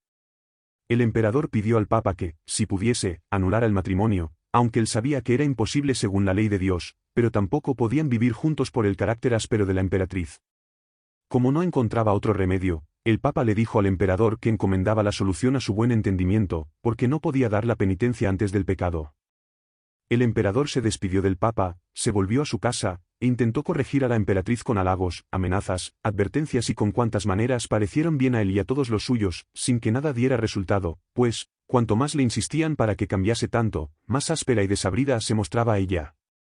Cuando vio el emperador que no podía alterar la condición de su esposa, le dijo un día que quería ir a cazar ciervos y que se llevaría un poco de la hierba con que envenenan las flechas para matarlos, dejando el resto en la casa para otra cacería. También le dijo que por nada del mundo se pusiese aquellas hierbas sobre sarna, pústula o herida que sangrase, porque era tan fuerte su veneno que no había nadie a quien aquellas hierbas no provocasen la muerte. El emperador tomó otro ungüento muy bueno y muy eficaz para las llagas y, delante de ella, se lo aplicó en aquellas partes del cuerpo que no estaban sanas, ella y cuantos allí estaban vieron que enseguida quedaba curado. Le dijo después a su esposa, en presencia de numerosos cortesanos y de otras personas, que se diese de aquel ungüento en cualquier llaga que tuviera. Y dicho esto, tomó la hierba que necesitaba para envenenar las flechas y se fue a cazar ciervos.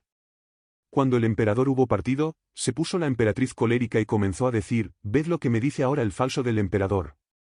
Como sabe que mi sarna no es como la suya, me dice que me aplique el ungüento que se ha dado él, porque así yo no podré sanar, pero del otro ungüento, que es el más indicado para mí, me dice que no debo darme. Mas, por darle pesar, yo me untaré con él y, cuando vuelva, me encontrará sana. Estoy segura de que nada le molestará más, por eso lo haré». Los caballeros y las damas que la acompañaban le rogaron y suplicaron con lágrimas en los ojos que no lo hiciese y le decían que tuviese por cierto que moriría si se aplicaba aquellas hierbas. A pesar de sus ruegos, no lo quiso hacer, tomó las hierbas y se dio con ellas en las llagas. Y al poco tiempo le aparecieron los primeros síntomas de muerte. Si ella hubiera podido, se habría arrepentido de lo que había hecho, pero ya no le quedaba tiempo. Así murió, por su carácter díscolo y rebelde. Mas a don Álvar Fáñez le sucedió lo contrario, y así os contaré lo que le ocurrió. Era don Álvar Fáñez un caballero muy justo y muy honrado, fundador de la villa de Íscar, y un día fue a ver al conde don Pedro Ansúrez, que vivía en Cuéllar con sus 3 hijas. Después de haber comido, le preguntó el conde Álvar Fáñez a qué se debía la sorpresa y el placer de su visita. Álvar Fáñez le contestó que venía para pedirle a una de sus hijas en matrimonio, pero antes quería hablar con ellas, conocerlas y elegir a la que más le gustara. Viendo el conde que Dios le favorecía con este casamiento, le dijo que tendría mucho gusto con que todo se hiciera así. Don Álvar Fáñez se quedó a solas con la hija mayor y le dijo que, si ella aceptaba, le gustaría tomarla por esposa, pero antes debía saber algunas cosas muy importantes sobre su vida. Lo primero, que él ya no era joven y que, por las muchas heridas sufridas en las batallas en que había luchado, tenía tan débil la cabeza que, por muy poco vino que bebiese, perdía el juicio y se ponía tan violento que no sabía lo que decía, habiendo llegado incluso a maltratar a algunas personas con tanta furia que, al volver en sí, se arrepentía de haberlo hecho. También debería saber que, cuando estaba dormido, no podía controlar en la cama sus necesidades. Y tantas cosas como estas le dijo que ninguna mujer, aunque no fuera muy inteligente, podría sentirse bien casada con él. Cuando le oyó decir esto, la hija del conde le contestó que el casamiento no dependía de ella sino de sus padres. Después se alejó de don Álvar Fáñez y volvió junto a su padre. Este y su madre le preguntaron qué deseaba hacer, y como la hija no comprendió bien la prueba a que la sometió don Álvar Fáñez, les contestó que prefería la muerte a casarse con él, por las cosas que le había dicho. El conde no quiso referírselo así a don Álvar Fáñez, sino que le respondió que su hija aún no deseaba contraer matrimonio. Don Álvar Fáñez habló, después de esto, con la hija mediana. Y ocurrió con ella como con la mayor. Después habló con la tercera, a la que dijo las mismas cosas que a sus hermanas. Ella respondió a don Álvar Fáñez que daba gracias a Dios por este casamiento, también le dijo que, si el vino le sentaba mal, ella lo encubriría de las gentes y nadie lo notaría, y también le dijo que, aunque él se sintiera viejo, no por ello renunciaría a la felicidad y al honor de ser su esposa, y sobre lo que dijo de su mal carácter y de sus golpes a las personas, le contestó que no debía preocuparse, porque ella no le daría motivo y, si alguna vez la maltrataba, lo llevaría con resignación. Y a todas las cosas que don Álvar Fáñez le dijo, le supo responder tan bien que el caballero quedó muy contento y dio gracias a Dios por haber encontrado una mujer tan inteligente. Después le dijo al conde don Pedro que quería casarse con la más pequeña de sus hijas. Al conde le agradó mucho este matrimonio y pronto celebraron las bodas. Luego don Álvar Fáñez partió hacia sus tierras con su mujer, que se llamaba doña Bascuñana. Llegados a casa de Álvar Fáñez, ella fue tan buena esposa y tan inteligente que su marido se juzgó por bien casado y ordenó que todos hicieran cuanto ella mandara. Esto lo hacía él por 2 razones, la primera, porque Dios la había hecho tan buena, tan amante de su esposo y tan respetuosa con sus decisiones que, cuanto hacía y decía don Álvar Fáñez, le parecía a ella que era verdaderamente lo más acertado, y tanto le agradaba a ella cuanto su marido hacía y decía que jamás lo contrarió en algo que fuera de su gusto. No penséis que hacía esto por halagarlo o lisonjearlo, sino porque verdaderamente creía y sentía que todo lo que don Álvar Fáñez quería, hacía o decía no podía ser mejorado ni entrañaba ningún error. Primero por esto, y en segundo lugar porque ella demostraba siempre tan buen juicio y tomaba decisiones tan acertadas, la amaba y honraba don Álvar Fáñez, que se dejaba guiar por sus recomendaciones, pues siempre le aconsejaba y buscaba lo que favorecía la honra y provecho del conde, su esposo. Nunca pidió a su marido que hiciese algo para darle gusto a ella, sino solo aquello que le fuera conveniente y provechoso como caballero. Sucedió que una vez, estando en su casa don Álvar Fáñez, lo visitó un sobrino suyo, que vivía en palacio con el rey, y su visita le agradó mucho. Pasados unos días, le dijo su sobrino que era persona de buenas condiciones, pero que le hallaba un defecto. Don Álvar Fáñez le preguntó cuál era. El sobrino le contestó que su único defecto era hacer mucho caso a su mujer y entregarle a ella el cuidado de todos sus bienes y tierras. Don Álvar Fáñez le dijo que de allí a pocos días le daría una respuesta adecuada. Y sin decir nada de esta conversación a su mujer, Álvar Fáñez partió a caballo hacia otras tierras y estuvo allí algunos días, acompañado por su sobrino. Después mandó venir a doña Bascuñana, saliendo su esposo a recibirla a mitad del camino, aunque no hablaron entre sí ni tampoco tuvieron tiempo para ello. Álvar Fáñez y su sobrino iban delante, y doña Bascuñana detrás. Fueron cabalgando así, al rato, Álvar Fáñez y su sobrino vieron gran cantidad de vacas. Y dijo don Álvar Fáñez, ¿has visto, sobrino, qué yeguas tan hermosas hay en estas tierras?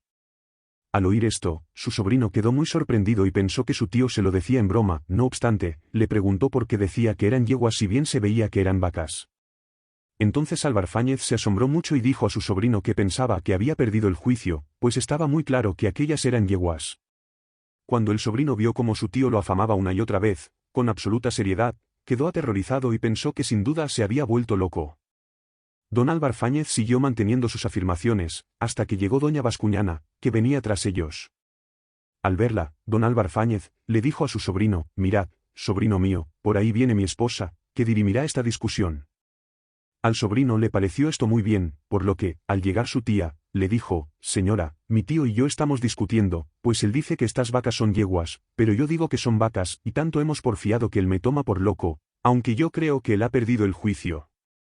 Por favor, señora, juzgad quién dice la verdad.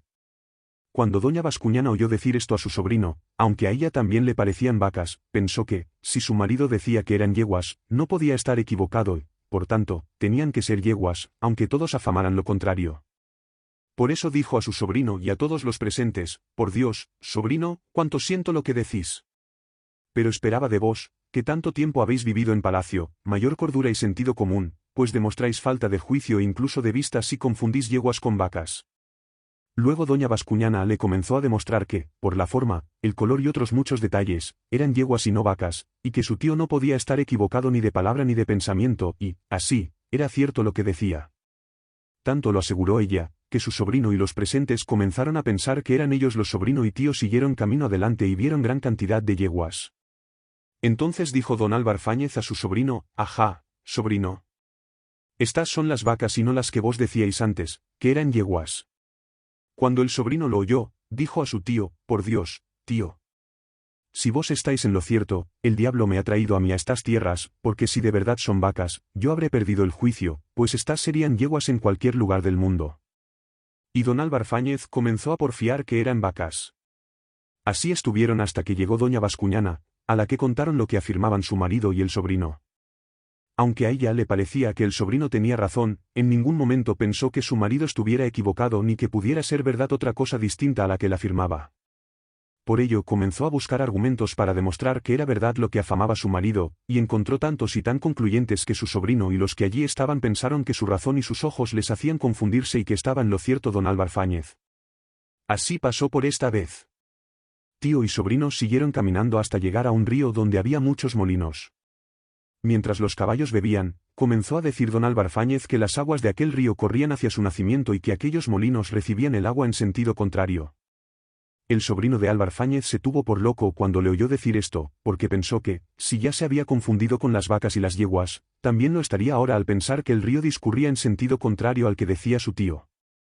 Así estuvieron porfiando hasta que llegó doña Bascuñana.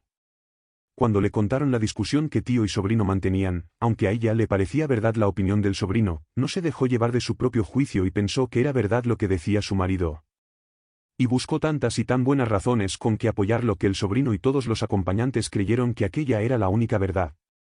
Y desde aquel día quedó como refrán que, si el marido dice que el río corre aguas arriba, la buena esposa así lo debe creer y decir que es verdad.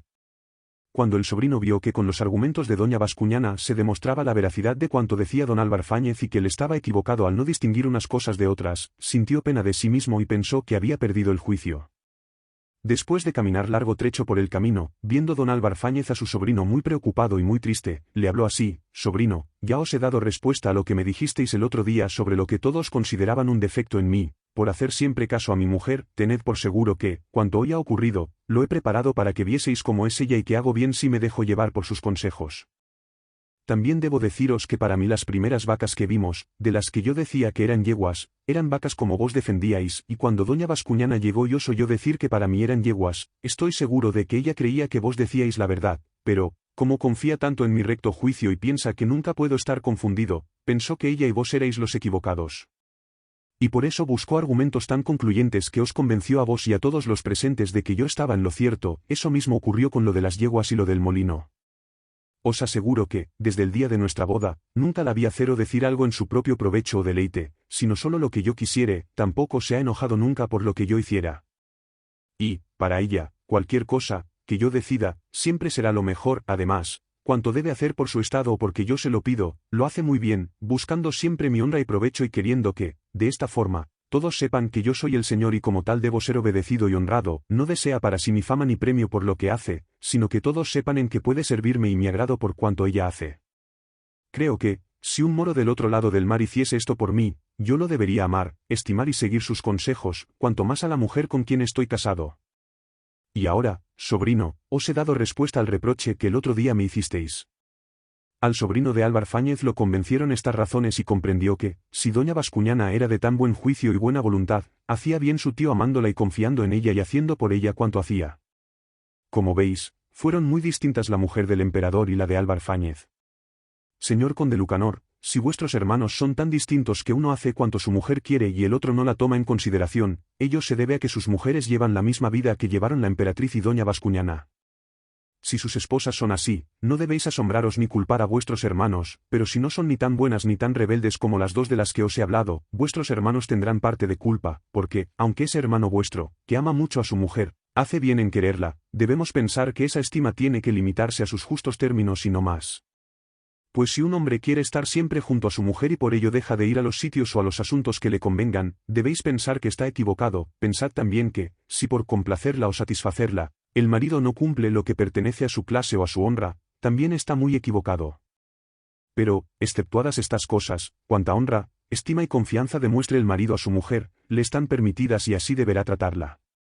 También os digo que el esposo, en asuntos de poca importancia, debe evitarle disgustos o contrariedades a su mujer, y sobre todo, no debe inducirla al pecado, pues del nacen muchos males, primero, por la propia maldad del pecado, y segundo, porque, para desenojarla y complacerla, el marido habrá de hacer cosas perjudiciales para su fama y hacienda.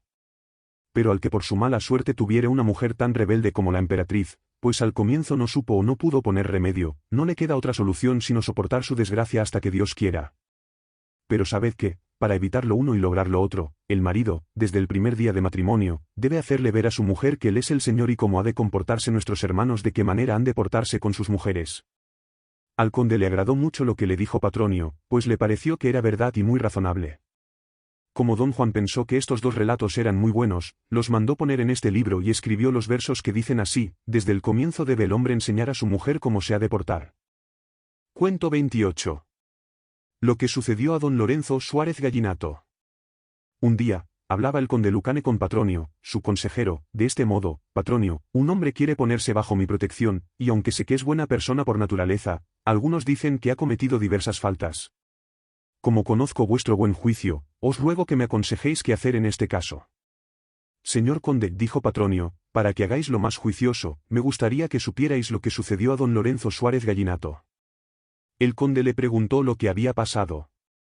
Señor conde, dijo Patronio, don Lorenzo Suárez Gallinato estuvo a las órdenes del rey moro de Granada, y cuando volvió al servicio del rey de Castilla, don Fernando, éste le dijo que, como había ofendido tanto a Dios, al ayudar a los moros contra los cristianos, nuestro Señor nunca tendría piedad de él y que, al morir, perdería su alma.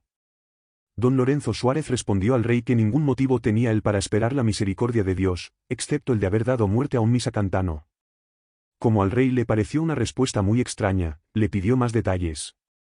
Don Lorenzo dijo que, mientras vivió con el rey de Granada, disfrutó de toda su confianza y era miembro de su guardia personal.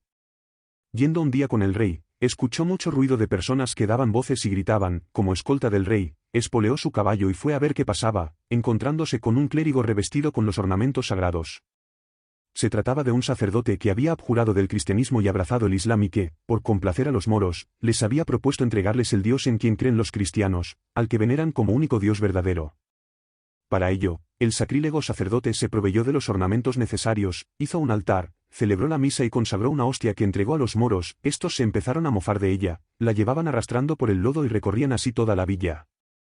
Cuando don Lorenzo Suárez vio esto, aunque él vivía con los moros, se acordó de que era cristiano, y como creía que aquel era sin duda el cuerpo de Dios, cuyo Hijo Jesucristo había muerto por redimirnos de nuestros pecados, pensó que sería bienaventurado si moría por vengar aquella ofensa y sacrilegio.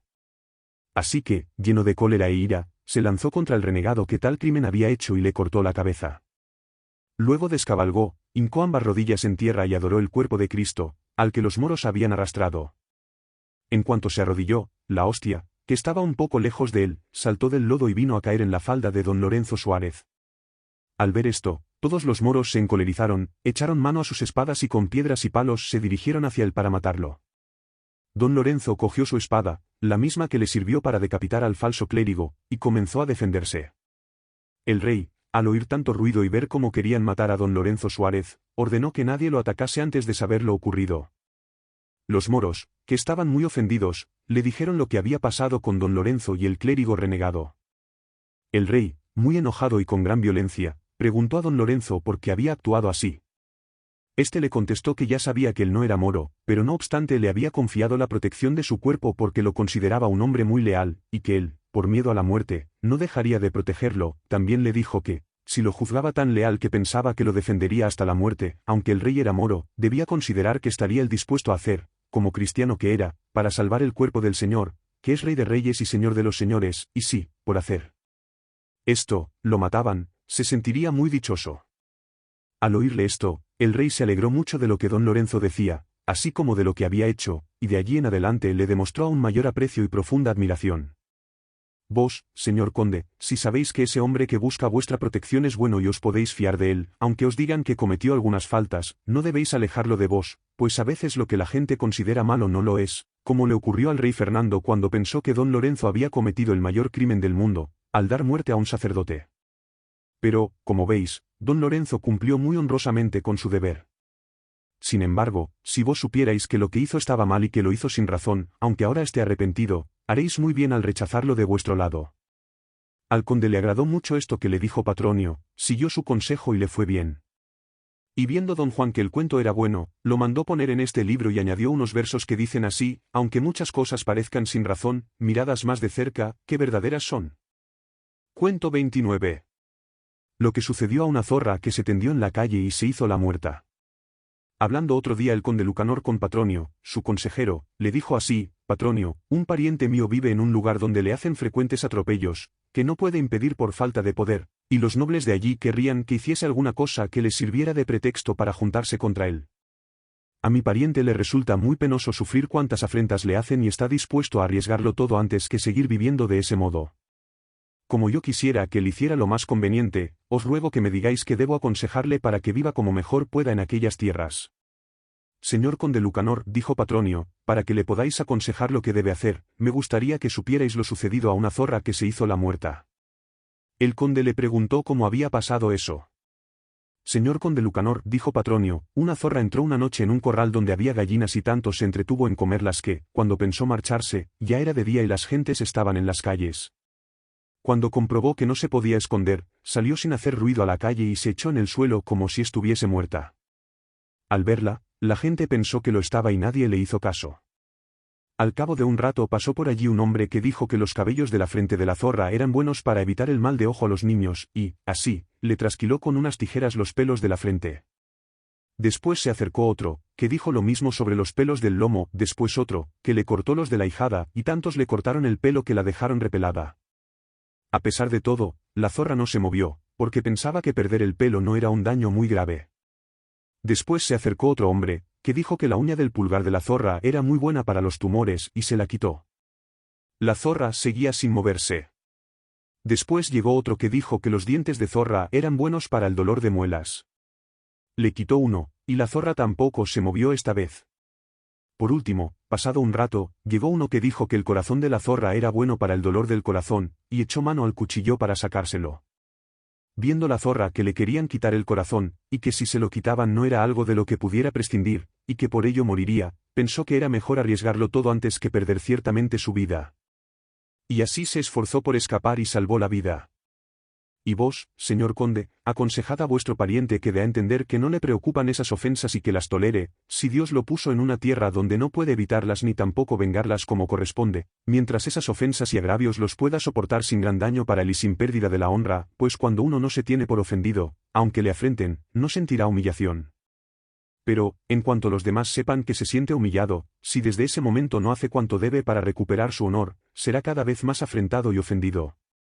Y por ello es mejor soportar las ofensas leves, pues no pueden ser evitadas, pero si los ofensores cometieren agravios o faltas a la honra, será preciso arriesgarlo todo y no soportar tales afrentas, porque es mejor morir en defensa de la honra o de los derechos de su estado, antes que vivir aguantando indignidades y humillaciones. El conde pensó que este era un buen consejo. Y don Juan lo mandó poner en este libro e hizo estos versos que dicen así: soporta las cosas mientras pudieras, y véngate solo cuando debieras. Cuento 30. Lo que sucedió al rey Abenabet de Sevilla con Romaiquia, su mujer. Un día hablaba el conde Lucanor con Patronio, su consejero, de este modo: Patronio, mirad lo que me sucede con un hombre, muchas veces me pide que lo ayude y lo socorra con algún dinero, aunque, cada vez que así lo hago, me da muestras de agradecimiento. Cuando me vuelve a pedir, si no queda contento con cuanto le doy, se enfada, se muestra descontentadizo y parece haber olvidado cuántos favores le he hecho anteriormente. Como sé de vuestro buen juicio, os ruego que me aconsejéis el modo de portarme con él. Señor conde Lucanor, dijo Patronio, me parece que os ocurre con este hombre lo que le sucedió al rey Abenabet de Sevilla con Romaiquia, su mujer. El conde le preguntó qué les había pasado.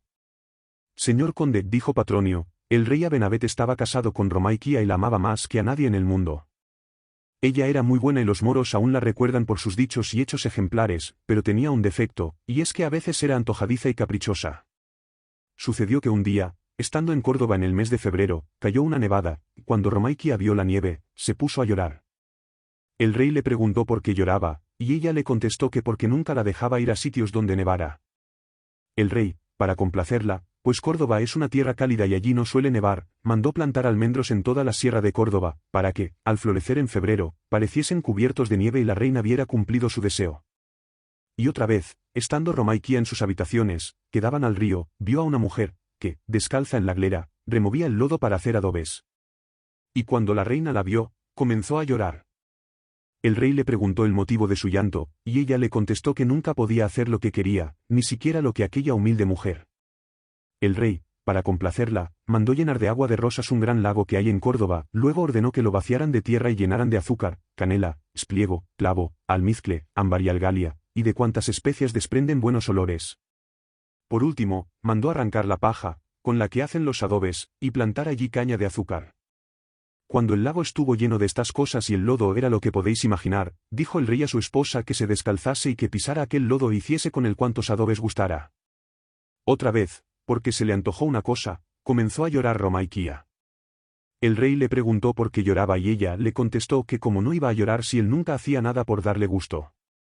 El buen rey, viendo que ella no apreciaba tantas cosas como había hecho por complacerla y no sabiendo qué más pudiera hacer, le dijo en árabe estas palabras: Gualamejaraten, que quiere decir, ni siquiera el día de lodo, para darle a entender que, si se había olvidado de tantos caprichos en los que él la había complacido, debía recordar siempre el lodo que él había mandado preparar para contentarla. Y así a vos, señor conde, si ese hombre olvida y no agradece cuanto por él habéis hecho, simplemente porque no lo hicisteis como él quisiera, os aconsejo que no hagáis nada por el que os perjudique. Y también os aconsejo que, si alguien hiciese por vos algo que os favorezca, pero después no hace todo lo que vos quisierais, no por eso olvidéis el bien que os ha hecho. Al conde le pareció este un buen consejo, lo siguió y le fue muy bien. Y viendo don Juan que esta era una buena historia, la mandó poner en este libro e hizo los versos, que dicen así: por quien no agradece tus favores, no abandones nunca tus labores. Cuento 31. Lo que ocurrió entre los canónigos y los franciscanos en París. Otro día hablaba el conde Lucanor con Patronio, su consejero, y le dijo: Patronio, un amigo mío y yo querríamos hacer alguna cosa muy provechosa y de mucha honra para los dos. Yo podría hacerla ya, pero no me atrevo hasta que venga él.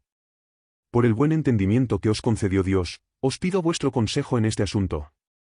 Señor conde, dijo Patronio, para que hagáis lo que me parece más provechoso, me gustaría contaros lo que ocurrió a los canónigos y a los frailes franciscanos en París. El conde le pidió que se lo contara. Señor conde, dijo Patronio, los canónigos decían que, como ellos eran cabeza de la iglesia, debían tocar las horas antes que nadie. Los frailes alegaban, por su parte, que ellos debían estudiar, levantarse a maitines y que no podían perder horas de estudio. Alegaron, además, que, estando exentos de obediencia al obispo, no tenían por qué esperar a nadie. El pleito duró mucho tiempo y costó mucho dinero a las dos partes, por los abogados y por llevar el asunto a Roma. Al fin, un nuevo papa encargó de esto a un cardenal y le ordenó que fallara el pleito inmediatamente. El cardenal hizo que le entregaran el sumario del proceso, que era tan grande que verlo daba espanto. Cuando el cardenal tuvo delante todo el sumario, citó a ambas partes para que vinieran a escuchar la sentencia, y cuando, personadas las partes, estaban delante del tribunal, el cardenal mandó destruir todos los papeles y les dijo así: amigos, este pleito ha durado mucho, habéis gastado en él mucho dinero y os habéis hecho mucho daño, como yo no quiero dilatarlo, sentencio que el que se despierte antes, taña antes. Y vos, señor conde Lucanor, si la cosa es conveniente para ambos, y vos solo la podéis hacer, os aconsejo que la hagáis sin demora, pues muchas veces se pierden las buenas empresas por aplazarlas y después, cuando querríamos hacerlas, ya no es posible. Con esta historia, el conde se sintió bien aconsejado, lo hizo así y le salió muy bien. Y viendo don Juan que este cuento era bueno, lo mandó poner en este libro e hizo estos versos, que dicen así: si algo muy provechoso tú puedes hacer, no dejes que con el tiempo se te pueda perder. Cuento 32. Lo que sucedió a un rey con los burladores que hicieron el paño. Otra vez le dijo el conde Lucanor a su consejero Patronio: Patronio, un hombre me ha propuesto un asunto muy importante, que será muy provechoso para mí, pero me pide que no lo sepa ninguna persona, por mucha confianza que yo tenga en ella, y tanto me encarece el secreto que afirma que puedo perder mi hacienda y mi vida, si se lo descubro a alguien. Como yo sé que por vuestro claro entendimiento ninguno os propondría algo que fuera engaño o burla, os ruego que me digáis vuestra opinión sobre este asunto. Señor conde Lucanor, dijo Patronio, para que sepáis lo que más os conviene hacer en este negocio, me gustaría contaros lo que sucedió a un rey moro con 3 pícaros granujas que llegaron a palacio.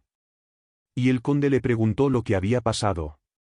Señor conde, dijo Patronio, 3 pícaros fueron a palacio y dijeron al rey que eran excelentes tejedores, y le contaron cómo su mayor habilidad era hacer un paño que solo podían ver aquellos que eran hijos de quienes todos creían su padre, pero que dicha tela nunca podría ser vista por quienes no fueran hijos de quien pasaba por padre suyo. Esto le pareció muy bien al rey, pues por aquel medio sabría quiénes eran hijos verdaderos de sus padres y quiénes no, para, de esta manera, quedarse él con sus bienes, porque los moros no heredan a sus padres si no son verdaderamente sus hijos. Con esta intención, les mandó dar una sala grande para que hiciesen aquella tela. Los pícaros pidieron al rey que les mandase encerrar en aquel salón hasta que terminaran su labor, de esta manera, se vería que no había engaño en cuanto proponían.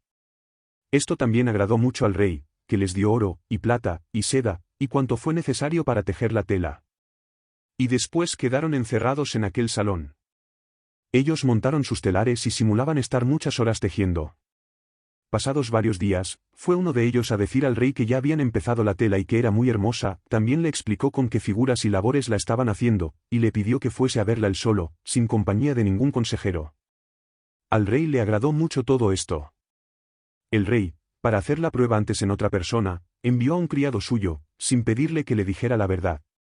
Cuando el servidor vio a los tejedores y les oyó comentar entre ellos las virtudes de la tela, no se atrevió a decir que no la veía. Y así, cuando volvió a palacio, dijo al rey que la había visto. El rey mandó después a otro servidor, que afamó también haber visto la tela. Cuando todos los enviados del rey le aseguraron haber visto el paño, el rey fue a verlo. Entró en la sala y vio a los falsos tejedores hacer como si trabajasen, mientras le decían: mirad esta labor. ¿Os pléis esta historia? Mirad el dibujo y apreciad la variedad de los colores. Y aunque los tres se mostraban de acuerdo en lo que decían, la verdad es que no habían tejido tela alguna. Cuando el rey los vio tejer y decir cómo era la tela, que otros ya habían visto, se tuvo por muerto, pues pensó que él no la veía porque no era hijo del rey, su padre, y por eso no podía ver el paño, y temió que, si lo decía, perdería el reino. Obligado por ese temor, alabó mucho la tela y aprendió muy bien todos los detalles que los tejedores le habían mostrado. Cuando volvió a palacio, comentó a sus cortesanos las excelencias y primores de aquella tela y les explicó los dibujos e historias que había en ella, pero les ocultó todas sus sospechas. A los pocos días, y para que viera la tela, el rey envió a su gobernador, al que le había contado las excelencias y maravillas que tenía el paño. Llegó el gobernador y vio a los pícaros tejer y explicar las figuras y labores que tenía la tela, pero, como él no las veía, y recordaba que el rey las había visto, juzgó no ser hijo de quien creía su padre y pensó que, si alguien lo supiese, perdería honra y cargos. Con este temor, alabó mucho la tela, tanto o más que el propio rey. Cuando el gobernador le dijo al rey que había visto la tela y le alabó todos sus detalles y excelencias, el monarca se sintió muy desdichado, pues ya no le cabía duda de que no era hijo del rey a quien había sucedido en el trono. Por este motivo, comenzó a alabar la calidad y belleza de la tela y la destreza de aquellos que la habían tejido. Al día siguiente envió el rey a su valido, y le ocurrió lo mismo. ¿Qué más os diré? De esta manera, y por temor a la deshonra, fueron engañados el rey y todos sus vasallos, pues ninguno osaba decir que no veía la tela. Así siguió este asunto hasta que llegaron las fiestas mayores y pidieron al rey que vistiese aquellos paños para la ocasión. Los tres pícaros trajeron la tela envuelta en una sábana de lino, hicieron como si la desenvolviesen y, después, preguntaron al rey qué clase de vestidura deseaba. El rey les indicó el traje que quería. Ellos le tomaron medidas y, después, hicieron como si cortasen la tela y la estuvieran cosiendo. Cuando llegó el día de la fiesta, los tejedores le trajeron al rey la tela cortada y cosida, haciéndole creer que lo vestían y le alisaban los pliegues. Al terminar, el rey pensó que ya estaba vestido, sin atreverse a decir que él no veía la tela. Y vestido de esta forma, es decir, totalmente desnudo, montó a caballo para recorrer la ciudad. Por suerte, era verano y el rey no padeció el frío. Todas las gentes lo vieron desnudo y, como sabían que el que no viera la tela era por no ser hijo de su padre, creyendo cada uno que, aunque él no la veía, los demás sí, por miedo a perder la honra, permanecieron callados y ninguno se atrevió a descubrir aquel secreto. Pero un negro, palafrenero del rey, que no tenía honra que perder, se acercó al rey y le dijo: «Señor, a mí me da lo mismo que me tengáis por hijo de mi padre o de otro cualquiera, y por eso os digo que o yo soy ciego, o vais desnudo». El rey comenzó a insultarlo, diciendo que, como él no era hijo de su padre, no podía ver la tela. Al decir esto el negro, otro que lo oyó dijo lo mismo, y así lo fueron diciendo hasta que el rey y todos los demás perdieron el miedo a reconocer que era la verdad y así comprendieron el engaño que los pícaros les habían hecho. Y cuando fueron a buscarlos, no los encontraron, pues se habían ido con lo que habían estafado al rey gracias a este engaño. Así, vos, señor conde Lucanor, como aquel hombre os pide que ninguna persona de vuestra confianza sepa lo que os propone, estad seguro de que piensa engañaros, pues debéis comprender que no tiene motivos para buscar vuestro provecho, ya que apenas os conoce, mientras que, quienes han vivido con vos, siempre procurarán serviros y favoreceros. El conde pensó que era un buen consejo, lo siguió y le fue muy bien. Viendo don Juan que este cuento era bueno, lo mandó escribir en este libro y compuso estos versos que dicen así: «¿A quién te aconseja encubrir de tus amigos más le gusta engañarte que los higos?